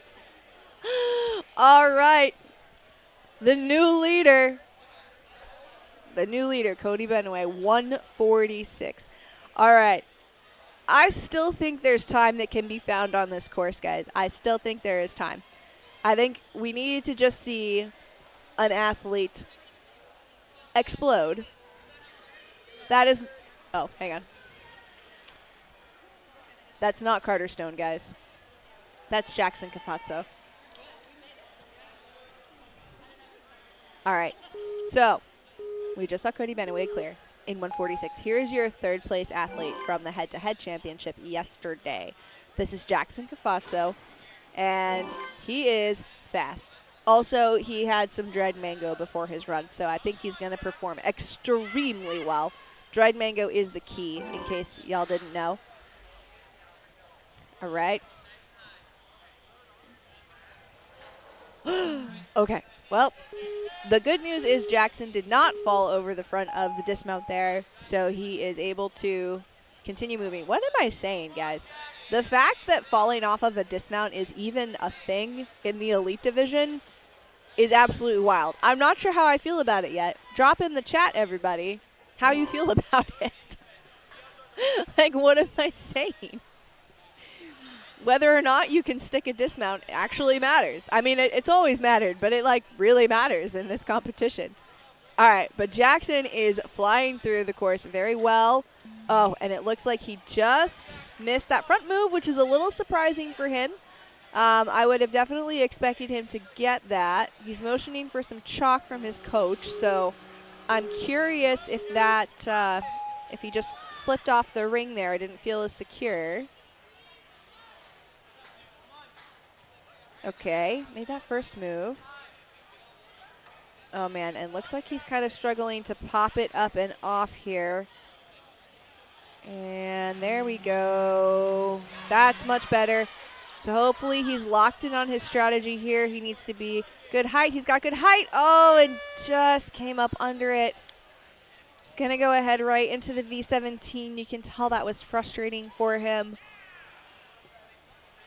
But still gonna see. He landed in 19th place as of right now, so not too shabby. 19th place, probably about 20-ish more runners to go.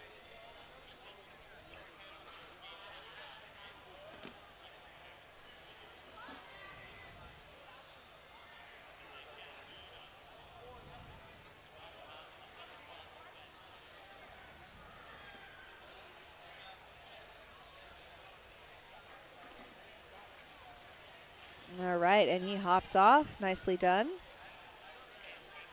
Curious to see what his approach with Monolith is. You know, sometimes the athletes, if they have friends who are competing after them, will try particular strategies, although I think at this point, I think everybody's just going to go for the skip. But, hey, when you have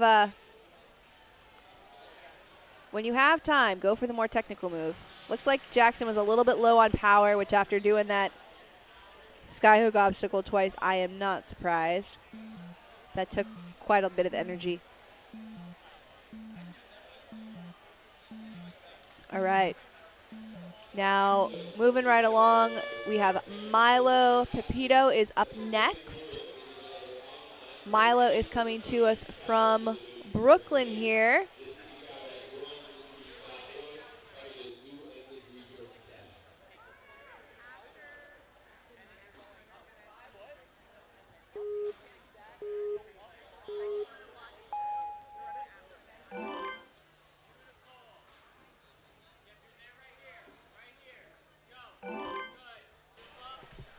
All right, Milo quickly through the first couple.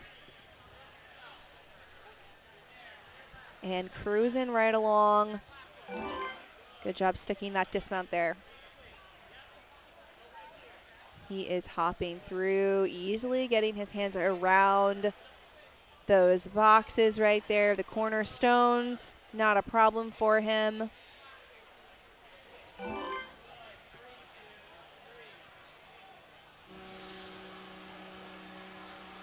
Taking a deep breath before he goes in to tackle this obstacle.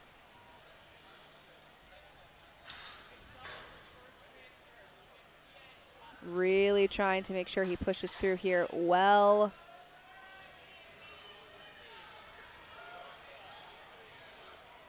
And easily wraps around that front side. Well done, Milo. Looks like he's shaken out just a little bit.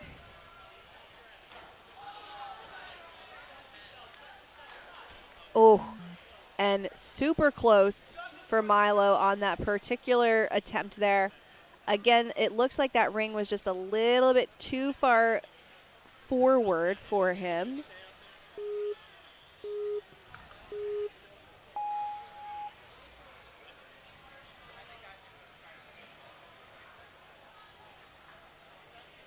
All right, he's starting off going into it again. Nice. Whew, he went a little early there. I was a little bit nervous, but Milo's got some strong confidence here. And it looks like we're locking it in, dialing it. Latch key move. Oh, just not quite there for him.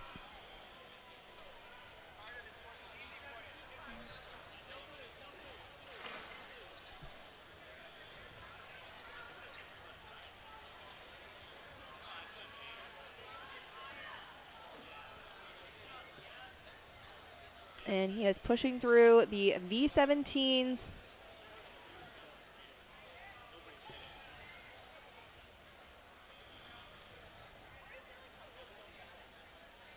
Just about there. And getting that drop down nice and easily. We'll see what he's got on Monolith. We should have I wish we had like a poll for every time you could guess which attempt they went with. Did they go with a standard throwback move? Do they try to pop forward to the front side of the box, or do they go for the skip?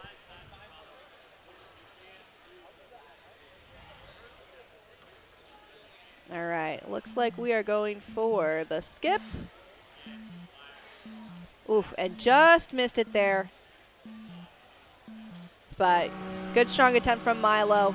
Unfortunately not able to get through the obstacles. Get through the latchkey obstacle. All right, guys, here's Carter Stone.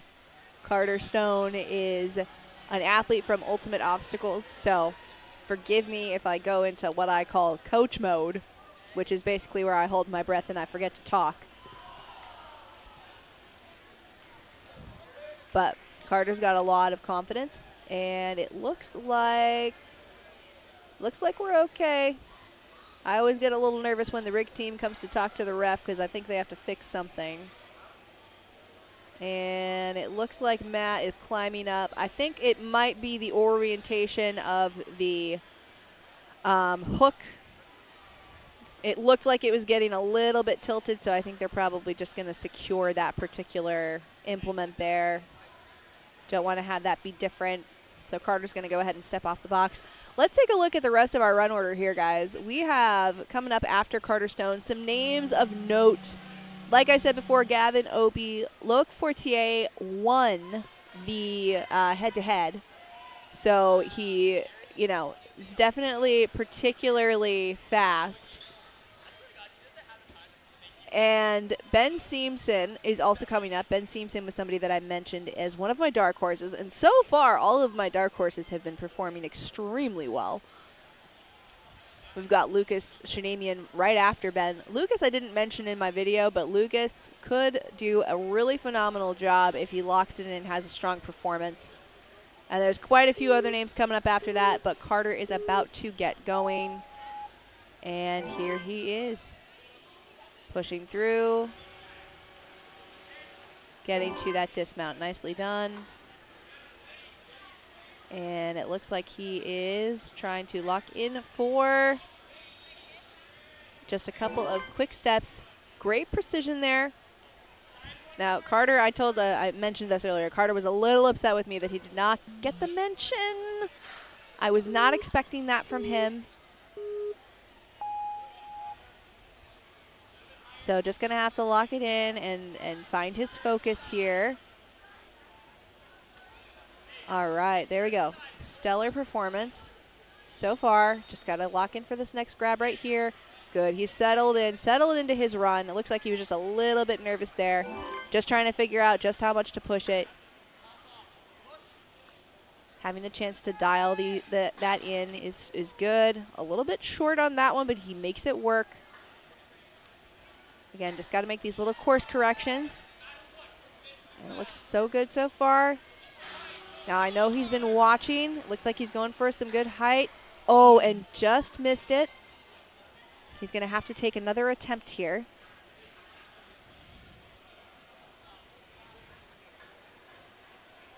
Seems like he's breathing pretty hard. I wonder if the nerves have been getting to him.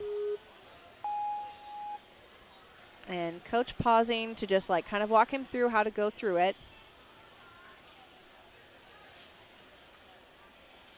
And taking a big leap there. Looks a little bit smoother than it did the last time around. Looking a little bit more confident. So hopefully we can get some good placement here. Oh, and he just misses it. That is going to put Carter into 23rd place. Not the run I think that he wanted for the day. But there is still flow after this. And when you are talking about those qualification spots, anything could happen on the flow course in terms of how all of those placements work out. So far, Carter's looking good on the V17. I'm excited to see him get to the monolith. And he gets all the way through that. I'm wondering, I don't know. I'm wondering if he's going to go for the skip. I think he might go for the skip. He's taking a look at it, lining it up.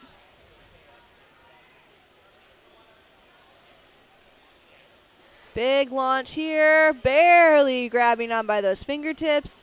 And it looks like he's going for that front side grab. Oh, almost has it. Great work out of Carter today. Maybe not as good of a run as he wanted, but still some solid effort right there.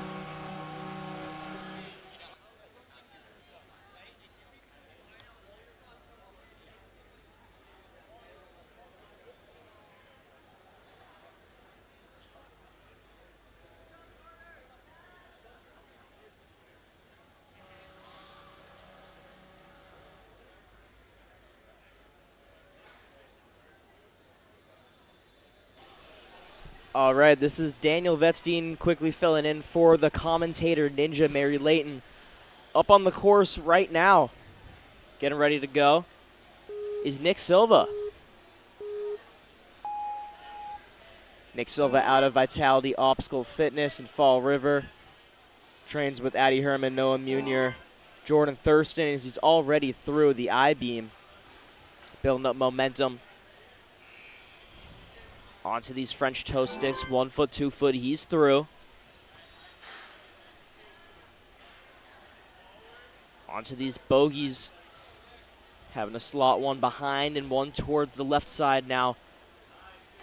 Same thing, but this time it's around. No problem for Nick as he's already through. Down onto the dismount platform and now getting ready for this skyhook lane. Immediately pops. Building up momentum for the flop move. And gets it around first try, but here's the real problem. It's about an 8 foot lache. With the skyhook in your hand, you have to hook it in and flip that wooden plank around that's guarding it. He flips it up, but unable to hook it in first try, so he'll reset. Remember, flow course. You get up to 2 fails on one obstacle if you're able to complete it after.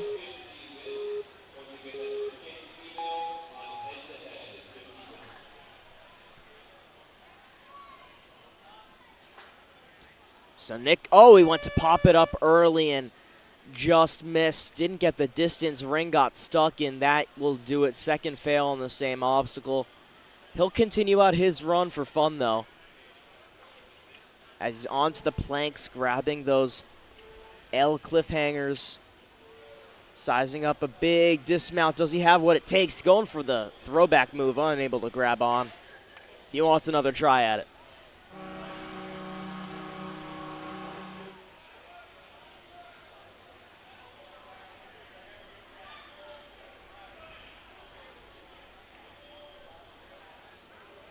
That'll do it for Nick. Graham Ogden now up, getting ready to move.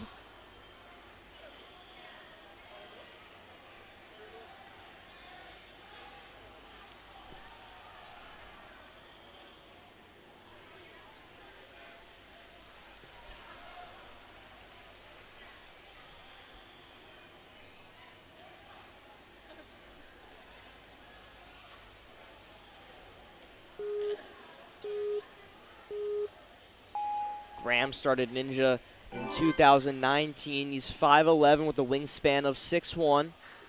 His favorite format is a challenge course, so hopefully this will play to his strengths as he battles through on the French toe sticks. Building up momentum, front and back, getting ready to jump through. He's clean through. Leaned forward a little bit, was able to stop his momentum from falling off that platform and taking a fail. Grab onto the second bogey ledges and the third, nice simple grab, and finds the dismount platform. On towards the skyhooks, popping up and in. Now it's to center himself to build up a forward backward swing for this flop. Hooks it on. One more move to make, it's the big one. Big hitch in the backswing for Graham. Unable to hook it on the first try.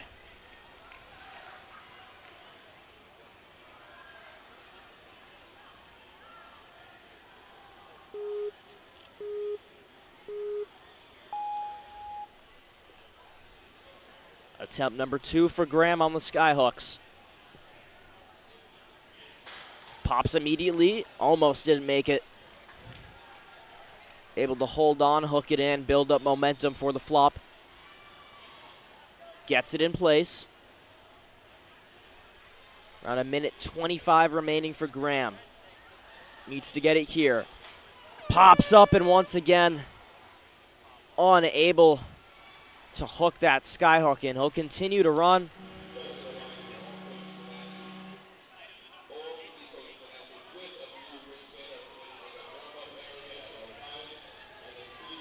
He's battling through on the cave lanterns.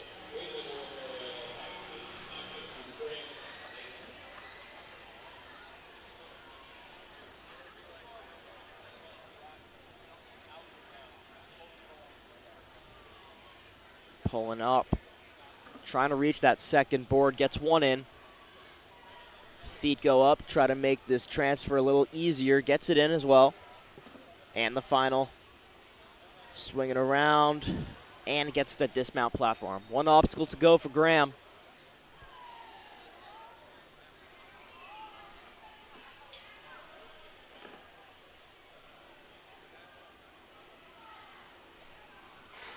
Tries to hold on to those cliffhangers and peels right off. That'll do it for Graham.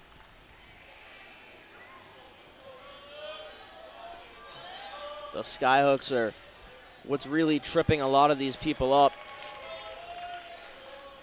And now Luke getting ready. Crowd favorite from West Hartford, Connecticut.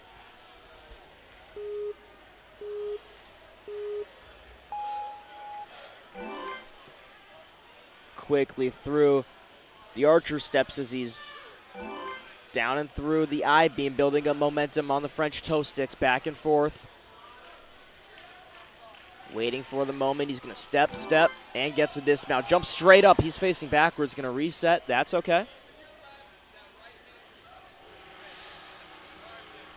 Smooth grab to the second set of bogeys, building up momentum.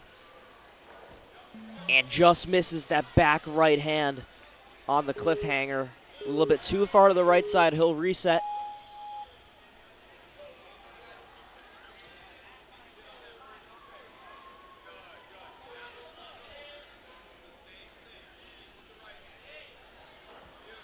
this time gets it on the second attempted. Luke through.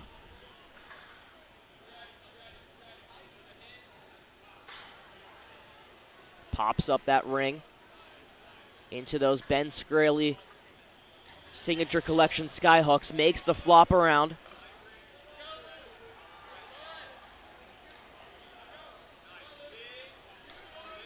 Hitch in the backswing, getting ready to flop it in. And does just that.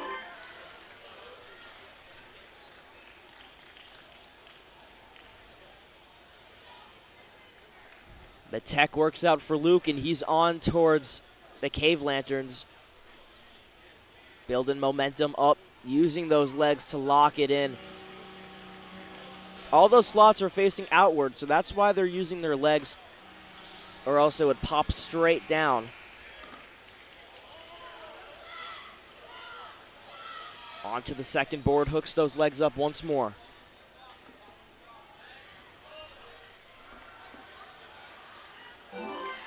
And finding the dismount. About 50 seconds left for Luke. One failed to this point, but needs to get going. Pops up, grabbed a little bit forward on those cliffhangers. He'll have enough time to reset and get one more attempt. But you want to grab the sides that are facing down instead of the ones that are towards the side.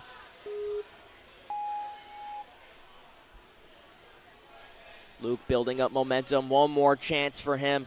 Pops up, holds on to those L cliffhangers. Is he going for the big dismount?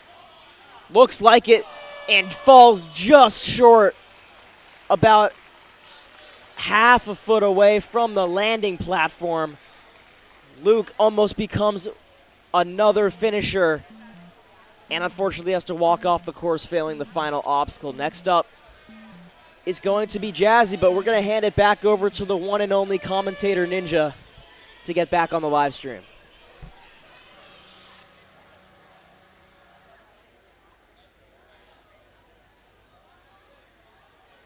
All right, guys, we are back. Hope you enjoyed that little break here. Very glad to have the sub pop on in. All right, up next we've got Jazzy.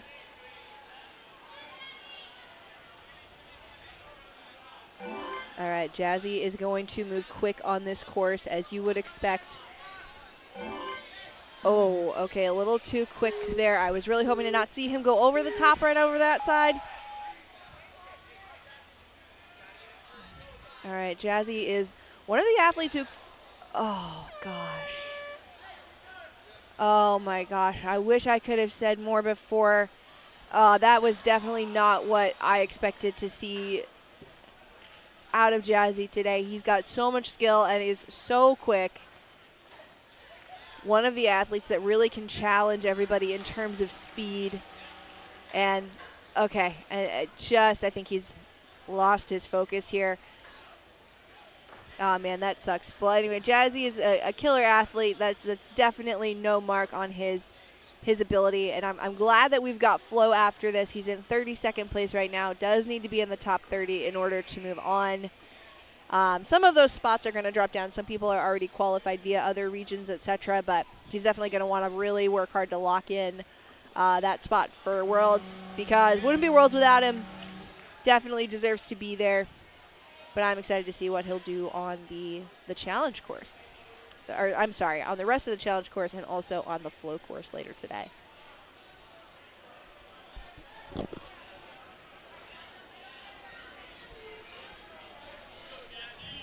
All right, Jazzy going for the more technical approach, I think, here. Oh, went for the throwback move. Didn't quite pan out for him.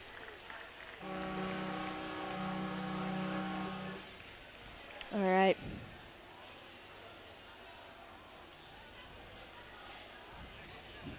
And it looks like Jazzy has a good attitude, though. I'm happy to see that. Having a good attitude, even after a tough fall. A lot of tough falls today, honestly. The guys are having a rough day today. but very happy to see their attitudes high, and they know it's the sport and they're gonna refocus. So happy to see that out of them. Good work, Jazzy, setting a great example. All right, up next it is Jack Adams. Jack Adams is coming to us from Ascend. Here we go. He's excited for this course run.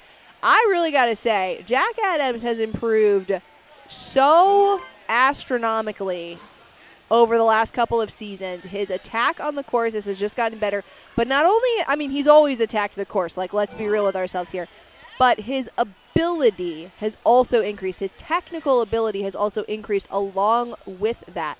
So, you know what? A couple of years ago, I might have been nervous for him on a couple of grabs like this, but right now, I'm not. Look at that. And look, he's excited. He's pumped. He got it. All right, Jack nailing those last couple of dismounts, showing a solid finesse.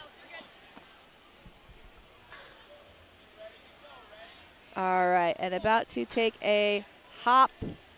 There we go.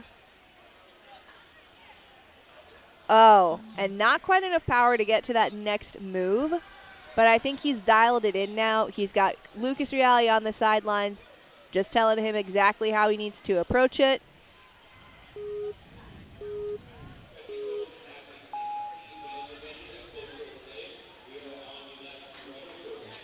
All right. Okay, great. And great work out of Jack. He locked it in. He got the turnaround.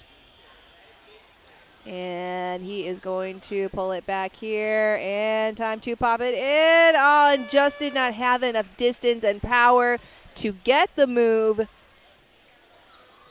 But not a bad performance. 34.99 for his overall time. Pops himself into 19th place on the day currently. Going to go ahead and tackle the rest of V17. Does not look comfy right now. Okay, good job, and I'm glad he dove forward. You do not want to get one of those key locks to the head. That is not fun. We do not want that. All right, guys, if you're in the chat and you're waiting to watch some of your athletes compete, I see a whole bunch of you watching right now. Hello, thanks for joining. This is Mary, the Commentator Ninja. Go ahead and give a follow on Instagram at the Commentator Ninja if you think of it. And I am here to help guide you through this competition, the Challenge Course competition.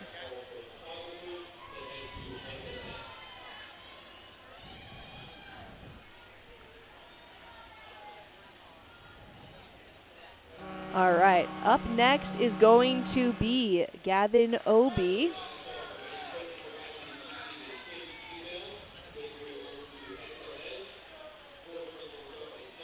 Gavin Obie is someone, I mentioned this earlier. I was surprised that I did not see Gavin, I was surprised that I did not mention Gavin in my my predictions video. And that is because he just told me he just signed up on like Friday. So his name was actually not in the run order at the time when I took a look and made my predictions. So happy to see him added here because he is absolutely an athlete that is going to explode on this course. Gavin Obie just got a lot of ability. And here we go. We're about to take a look. Look at how quick he is moving through those steps. I think you'll see him go right here after one little swing, and yes, you do. Steadying himself and going right into the cornerstones. Really secure hands here. Just zero doubt, zero worries.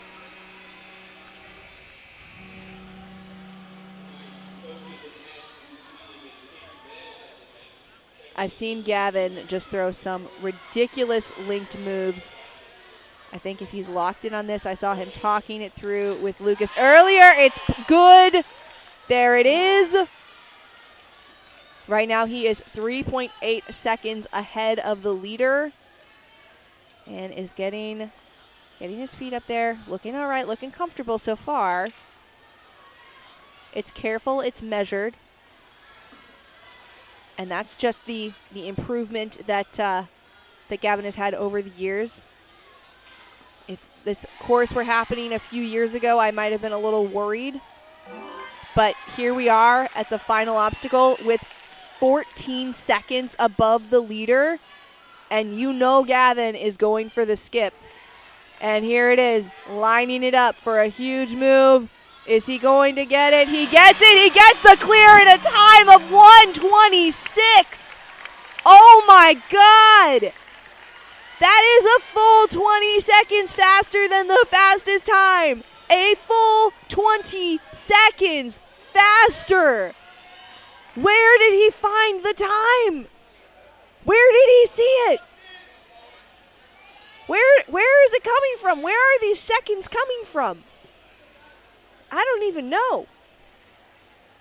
All of these ninjas ought to get into finance or something and figure out how to like translate this ability to pinch seconds and the ability to pinch dollars and yeah, wow, that was crazy.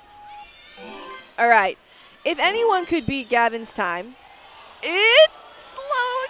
Although that's maybe not the best setup, but it's a great save. Okay, look.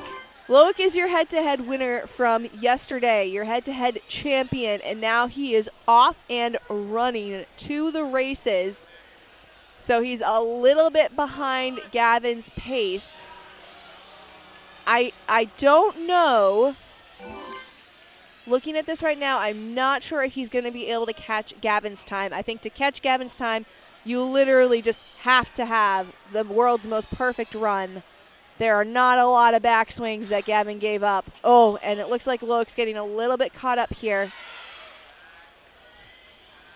Now, as your head-to-head winner, I think Lowell is definitely going to be a force to be reckoned with once you get over to flow. So I'm really, looking forward to him having a strong challenge performance. I think he can still clear. I do think he is still going to clear. But currently, not going to be able to edge out Gavin or Cody at this rate with his time. So I think the best he can probably do right now, if things continue to go well, would be third place. And lining it up here for the more technical. Oh, no, that is a shock. That is a shock. I was definitely expecting to see Lowell get through a little bit further and get deeper into the course.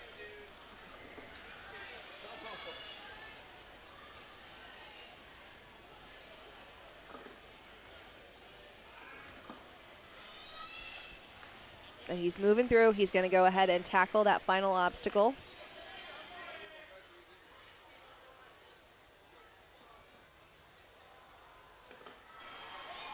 Taking a pause, taking a breather.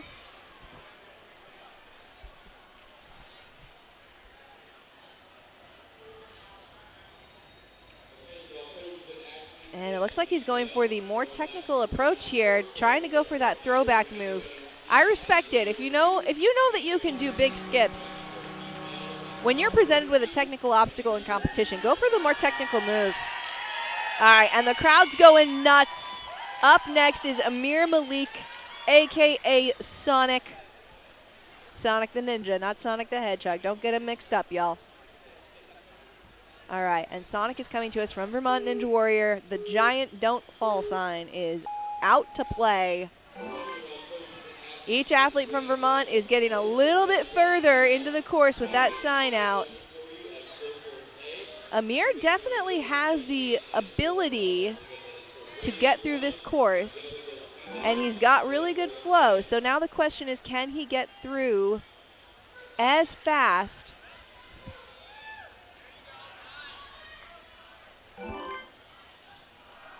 as Gavin or as fast as Cody, or put himself into a position where he could be a contender? I think that Amir's going to want to get into, at the very least, the top 10. At the very least, the top 10, if he wants to find himself in contention for a podium spot once we get over to flow. Oh! And he just missed the latchkey move.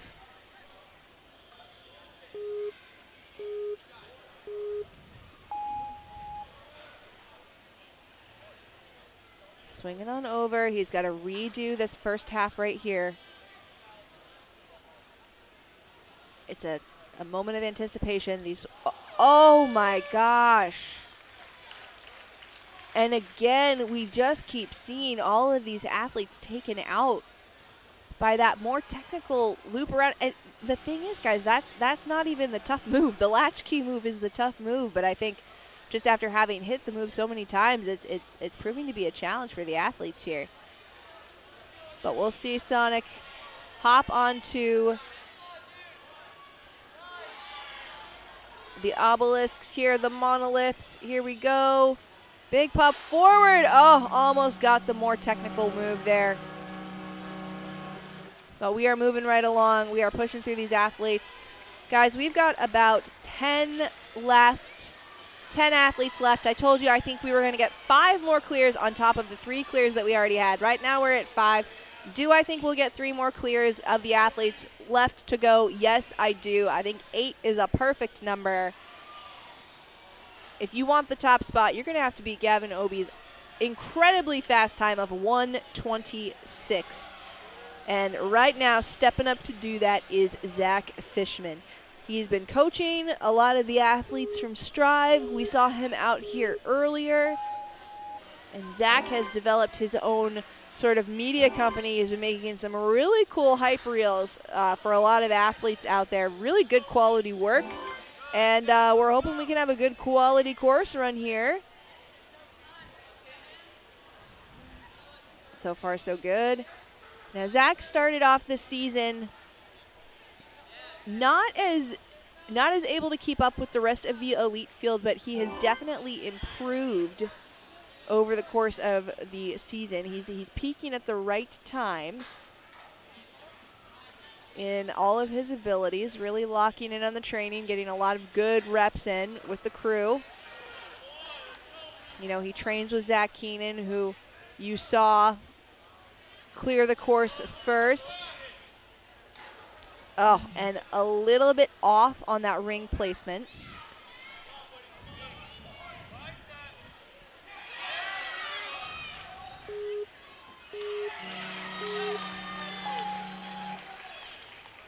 Stepping up to try this one again. Bringing it around town. Time for the jump off here. All right, we saw Sonic lose it on this move right before. Hopefully Zach's got it locked in. He's got it locked in. Now he's just got to reorient his placement here. He's going for it. And just did not give himself enough time to move the ring up and in. That's an unfortunate end for Zach. That's going to put him into 13th place. Still has a little bit more.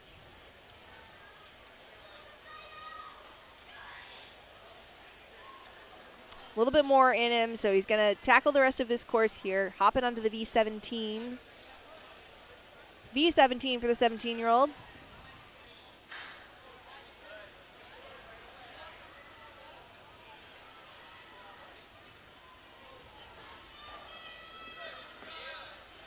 All right, and a nice easy drop down for him there. About to jump off.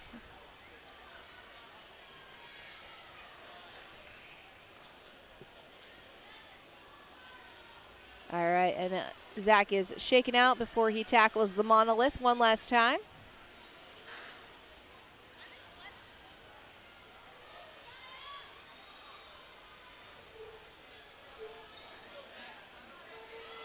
All right, and it looks like we're going for the big skip. He gets the skip, makes it to the dismount. Not the run that Zach wanted there with that fail earlier on, especially with the ability to get through those last 2, but it's all right. We'll get to see him compete again on the flow course. All right, and stepping up to the starting platform and getting right on out of here, it is Ben Seamson. Ben, one of my picks to take a top spot today. Taking a little bit more of a measured approach through the course than I think I would like to see, but I'm not knocking it. I think I'm just, okay, all right. Time to refocus here, Ben. I think I'm just thinking of that super fast time that Gavin Obie set All right, Ben trains with us at Ultimate Obstacles, just a killer athlete, has had some really fantastic performances with the Warriors, the TNA Team Warriors, facing some really technical obstacles and being able to complete them very quickly. So these moves here are definitely in his wheelhouse, definitely something that I can see him getting. First try. That ring precision is just phenomenal. Got to build up the swing here, go for the flick. He looks like he's ready for it. And just came up just underneath the ring. I do see these moves. I do see Ben figure out moves on his second attempt pretty regularly.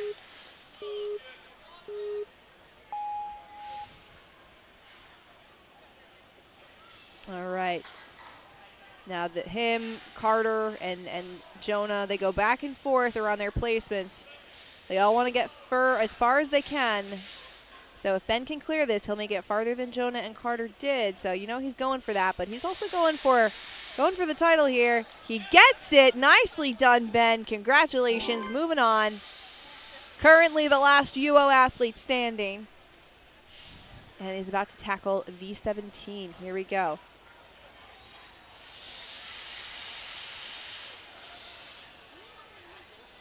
Struggling to get, oh my God, okay. Struggling to get his foot up, going into that box. Hang on, Ben. Looks like he's struggling there just a little bit to get the feet up. Hasn't been rock climbing in a while, apparently. And he is running out of time right now. He has got to get through this. Really needs to push and put tension on that and get himself over to the next side. It's slower than I would like to see it, but it's working so far. And he's doing a good job keeping the tension there. Dropping down, getting out of there. He's got 7 seconds left. He's going to have to go. I don't think we're going to see a clear out of Ben today. Just ran out of time having to redo the second, but that does put Ben into 11th place. So that is a pretty strong contention. We'll have to see what he does. I don't know at this point with that placement if any of the top spots, 1, 2, or 3, are going to be within his reach, unless something absolutely wild happens on flow, which could happen. You never know. Alrighty, I'm still looking for 2 more clears here, or 3 more clears here, guys. And could Lucas Shanamian be the one to do it? We will see. We will see. Now, Lucas has had a lot of really strong performances over the years. A ton of skill, a ton of ability, but he has just had a little bit of a struggle this past season, really just kind of dialing it all in and locking it all together. There's lots of great moments. Lots of great moments throughout all of his course runs, but we're still waiting for the one run that we've all been waiting for here. And so I'm really hoping that fall is just something he can turn around, because he really is such a talented athlete. I want you guys to be able to see it. He gets that grab there.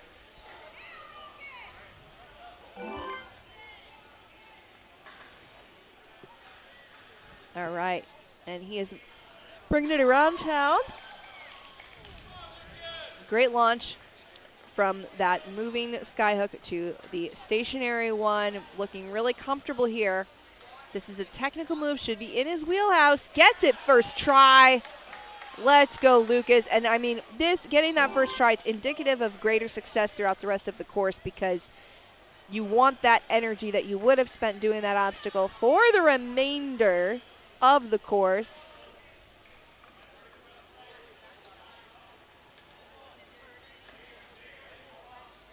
All right, Lucas looking comfortable here.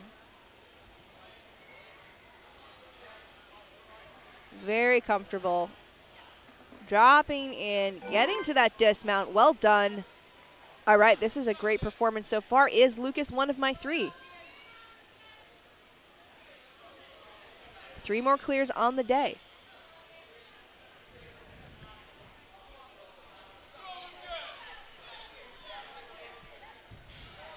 All right, we're there. Is Lucas going to go for the skip, or is he going to go for the technical move? It looks like the technical move is what he's trying for.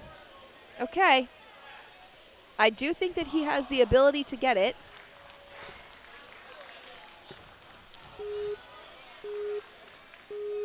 It looks like he was close. It kind of just looks like he missed his hands there. So I'm curious to see if he goes for that attempt again, or if he's just going to try to go for the skip. I don't think that Lucas is somebody I see skipping things too often. Here we go. We're lining it up for the front. Maybe he's going for the skip. Oh, and he just drops his foot behind him. He knew he had to go for it, but that still puts him in a great spot. 6th place on the day. You know, if the standings shake up a little bit, he could potentially still take a top spot. Being within the top 10, it's going to depend on how the rest of the athletes perform. We've got 6 more to go, so that's going to really determine whether or not Lucas is within striking distance for a podium spot. All right, slight correction because he's on the screen. Dave Kavanagh is actually 40 at this current moment in time. He could be competing Masters, but he's not. The reason I bring him up, he is Jacob Arnstein's coach.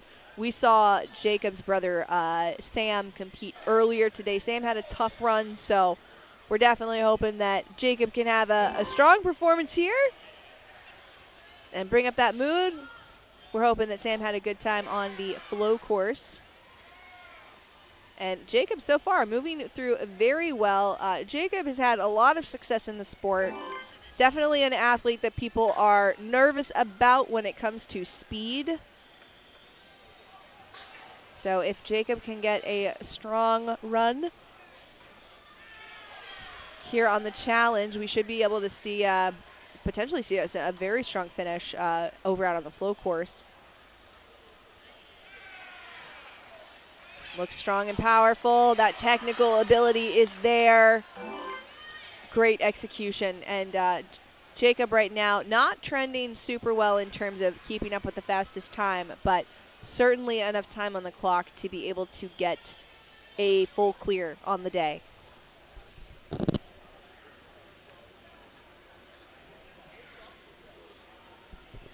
Wow, looking fully extended there.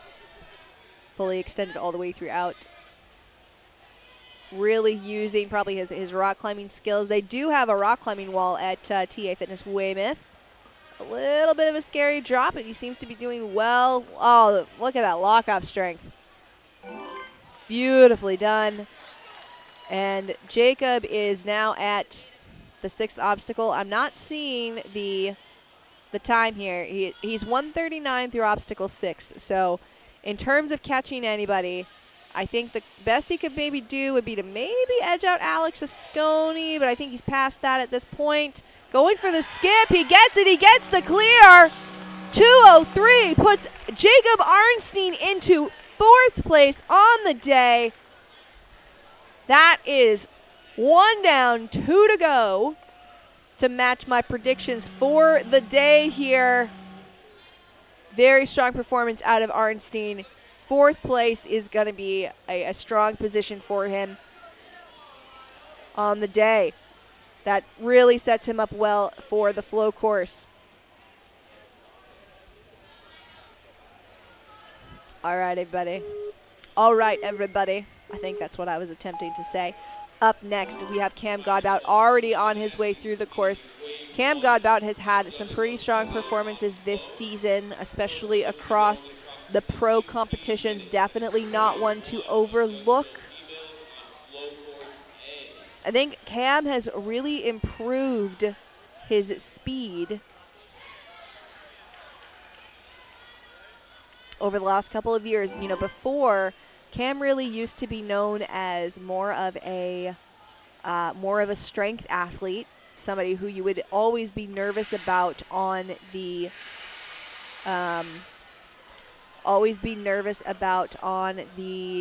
sort of burnout type courses. But his technical ability has really started to shine, and also his ability to be fast. I mean, look at that pace.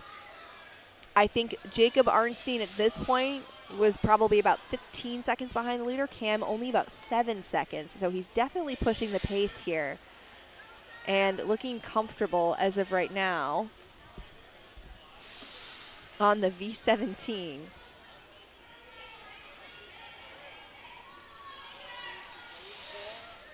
This is a really, really strong run for Cam.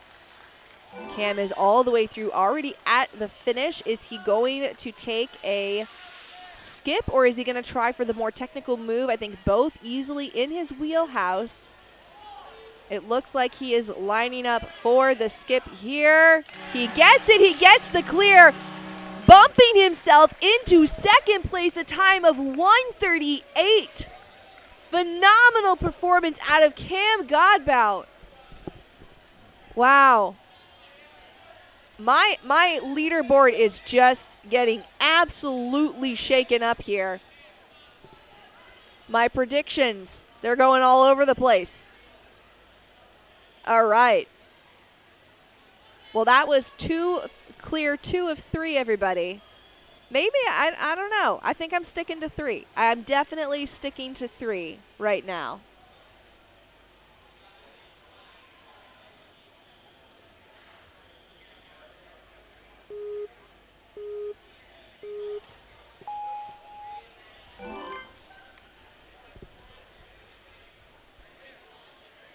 All right, and off we have Daniel Jones. Daniel had a sort of storied young adult career. Oh, no. And it looks like he just absent-mindedly grabbed that strap right there. Taking a second to recenter himself, taking a minute to just re-lock in here. And he's just going to need to push off here and get through. Not using those straps. Nicely done.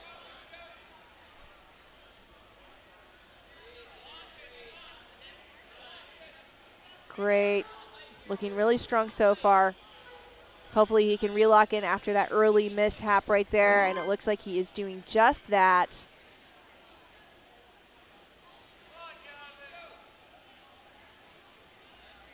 Oh, and getting a little stuck on this turnaround. Oh, this is not where you want to be. All right, he's taken the fail. Just going to go ahead and reset.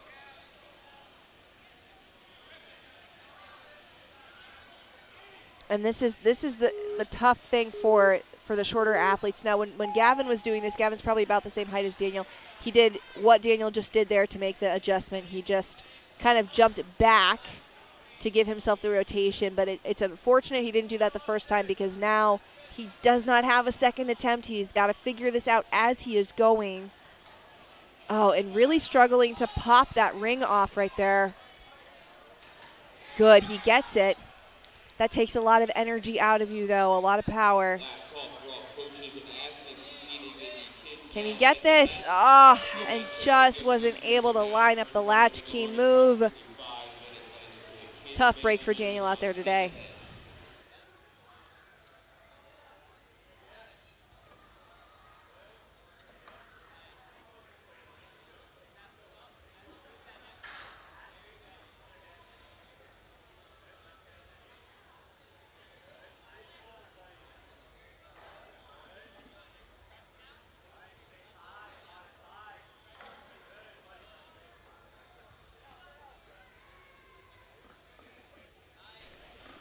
All right, Daniel still working through his V17, just getting off right here. And he's taking a breather before he tackles the monolith.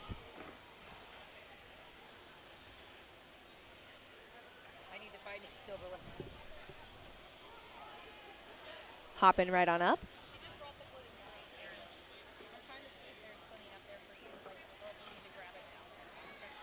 Alrighty, and about to run out of time here. Looks like he's going for the more technical approach, gonna hop to the front. And did not quite work out for Daniel, but a strong effort for him today. Wearing a Legacy National Ninja League shirt, showing he's one of the OGs. All right.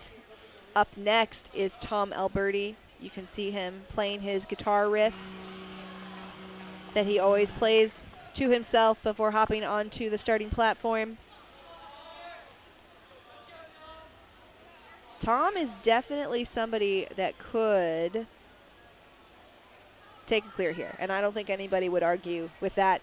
Tom is a very, very strong athlete. Always somebody who's performing very high up on the leaderboard and having strong performances. Very fast, very technical, very strong, especially with cliff grip. I could honestly see him potentially going for the actual move on that final monolith and probably getting it too. Very skilled here.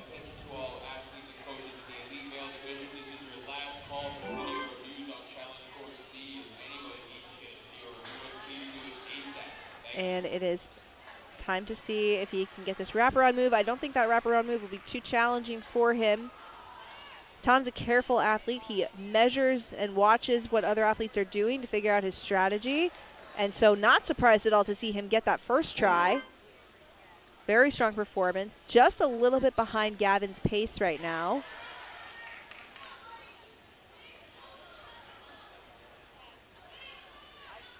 And reaching on out. Really doing a nice job of getting through.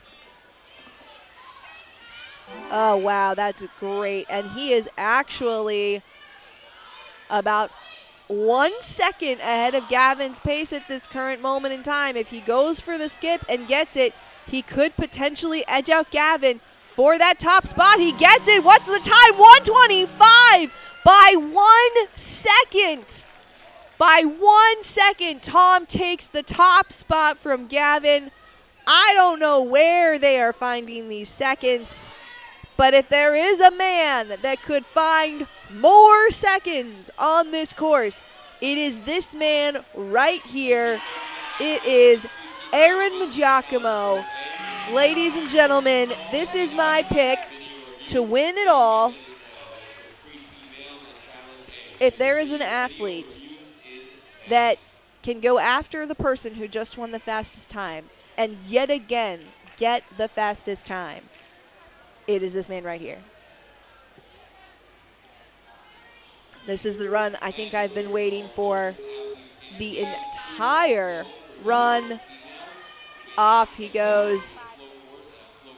You'll see him go right here and then immediately into, oh, okay, taking a bit of a pause before getting into the cornerstones here, and just excellent. You see him forcing that swing. Really haven't seen a ton of athletes being that aggressive, other than earlier today, some of the MST athletes earlier in the young adult male wave. Oh, and that was not what I was expecting to see from Aaron. I think that puts him out of contention for the top time. But I could be surprised. I'm saying it, but I know Aaron. It is completely possible that he clears here.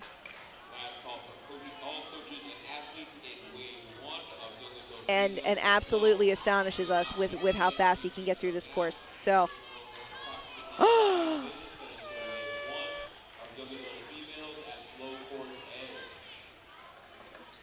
that was not what I expected to happen at all. Wow. That is a shock for me.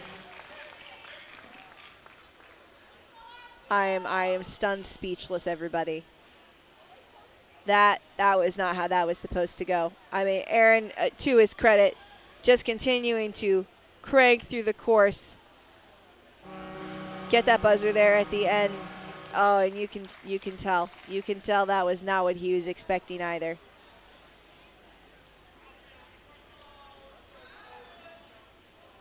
Aaron is currently in 16th place, and he's really going to have to, something crazy is going to have to happen in the top standings if he's going to have any hope of a podium on the flow course.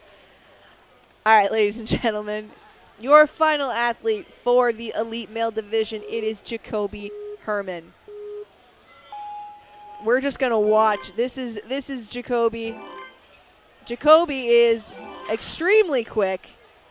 I guess you can use your hands on the, on the French toe sticks, which he absolutely did. I don't even know if I'm going to be able to keep up here. Already all the way through. Whoa, oh, okay. And that's what I was expecting to see from Jacobe. Not the fail, but linking the moves. That aggression. Jacobe has been kind of off and on in his journey this season. He has an incredible amount of attack. I think he could probably potentially take first on the flow course, honestly. But with these more technical moves, is he going to get them? Can he get this locked in? Oh. And no, unfortunately, he cannot. So your top spots for the males are going to be locked in after this point. Jacobe landing in 16th place. Your top 3 going into the flow course later this evening. Tom Alberti, Gavin Obie, and Cam Godbout. Anything can happen on the flow course. Remember, it is a combination of your challenge placement and your flow placement. And based on how this course has played out, anything's possible. Oh, man. Jacobe just getting onto that platform. What a great performance. Let's pull up the leaderboard so you guys can take a look. We did, in fact, have 8 clears. For any of you guys who were trying to figure out how many there would be, 8 was the number of the day. A strong performance from the elite male division. I would say right now your top contenders for that top spot, it's probably going to come down to your top 5. Gavin Obie, Cody Benway, Alex Escon, Cam Godbout, and Tom Alberti. I think my picks out of those top 5 right there, you know, I think I'm going Gavin Obie or Alex Escon. Those are who I'm going with, but anything could happen here. Cody, I think, being in 4th place, that does give him a bit of an edge. So we are going to be back for the teen male division at 2:40. So in just about a half an hour, we're going to be back on the challenge course to watch our teen male division, which you do not want to miss. So make sure you tune back in. This is Mary Layton, the Commentator Ninja, signing out.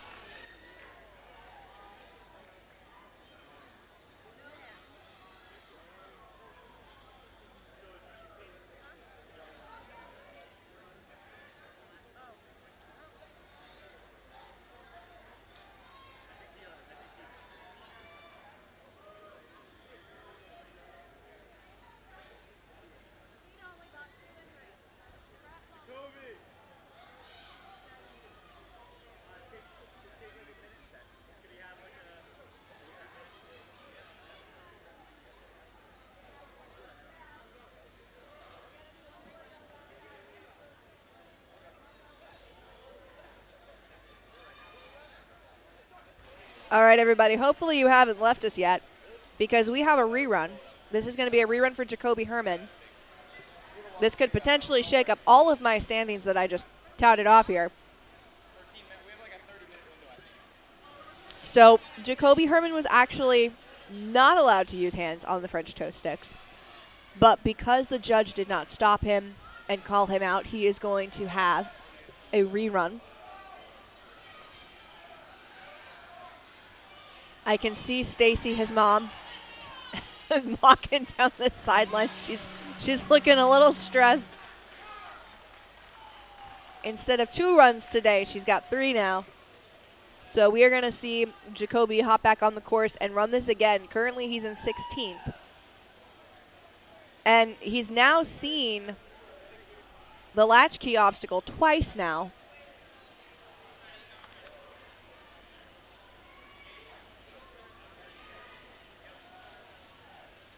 So hopefully he's going to come out here in just a couple of minutes, show us what's going on.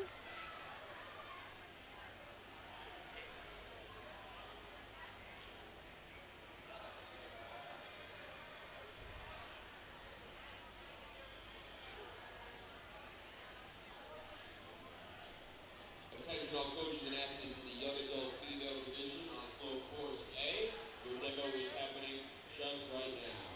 Young adult females, floor course A, demo happening now. All right. And it looks like they are just making sure all of the course is reset and ready to go so that Jacobe can have his rerun.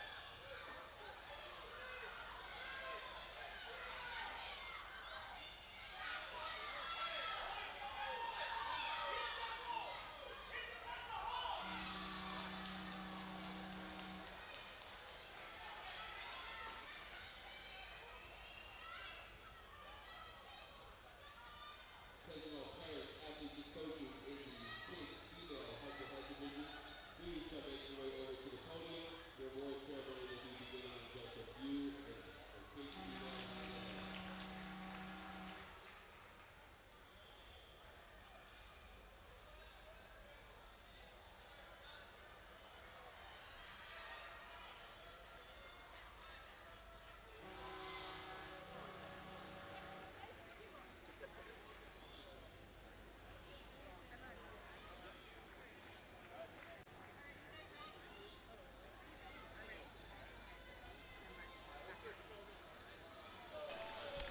All right, everybody. Well, Jacobe Herman is back up. You did not miss the end of the wave or hit the rewind button. Jacobe is going to be getting a rerun. So earlier, he used his hands on the French toast sticks, but it turns out that is actually not allowed. The judge did not call it. And so the best thing to do for him right now is a rerun. So you'll see him push through. And he's had some confidence now. He's had time on this course. He knows what he's able to execute. This move here was really powerful the first time around when he did it.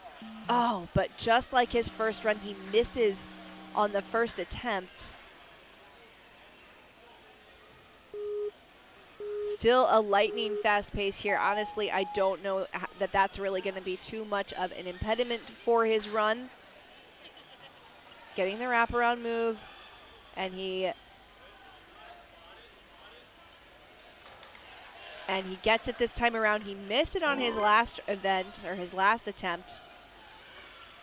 So now he's going to have to push through this. The confidence that he's shown in the course so far, he's got a really fast time. He may be able to edge out Tom Alberti. We'll see what he lands at, how far ahead he is of the leader when he gets to the last obstacle. 15 seconds ahead. He made the skip. So here we go. We'll see if he can do it again. Is he about to get Less than 1 minute and 10 seconds. Oh, it's not looking good right now. It looks like he's really trying to crank through it. Oh, and he misses it. He has one more attempt at 126. He has to go again.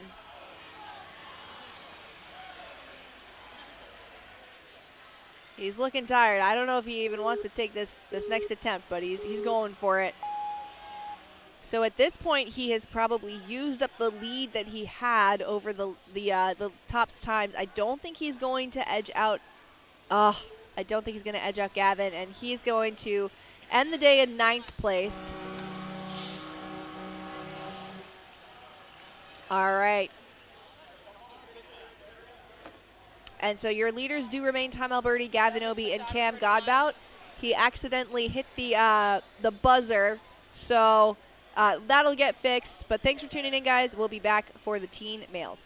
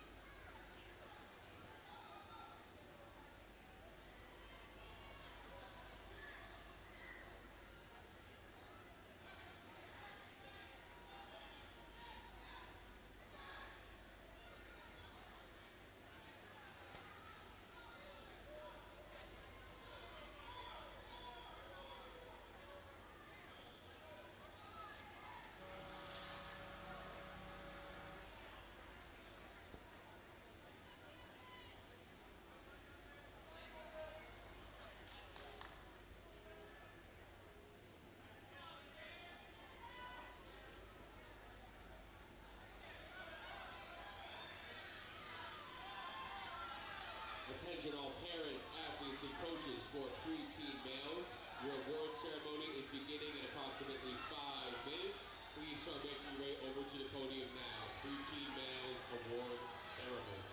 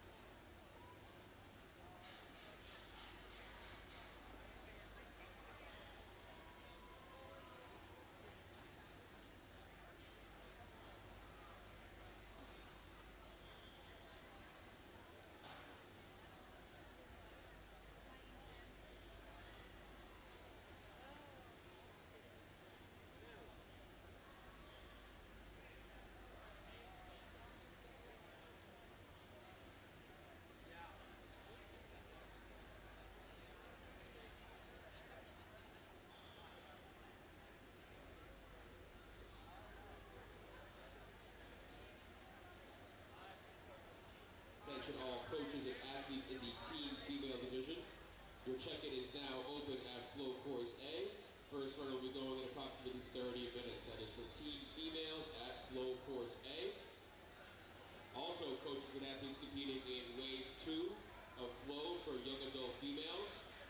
Your check-in is open at flow course A. First runner for that one will be going in approximately 15 minutes. That's for wave 2, young adult females on flow course A.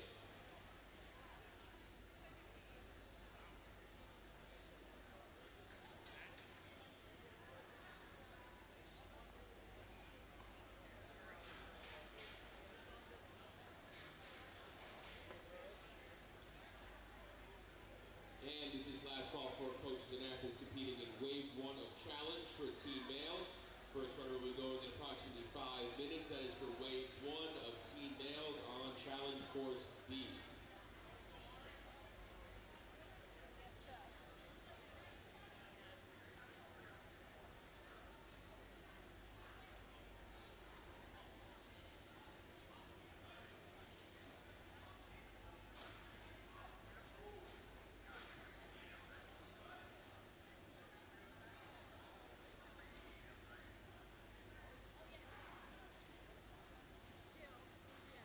Last call for all preteen males to make your way over to the awards podium if you have not already. Your award ceremony is beginning in just a moment. Preteen males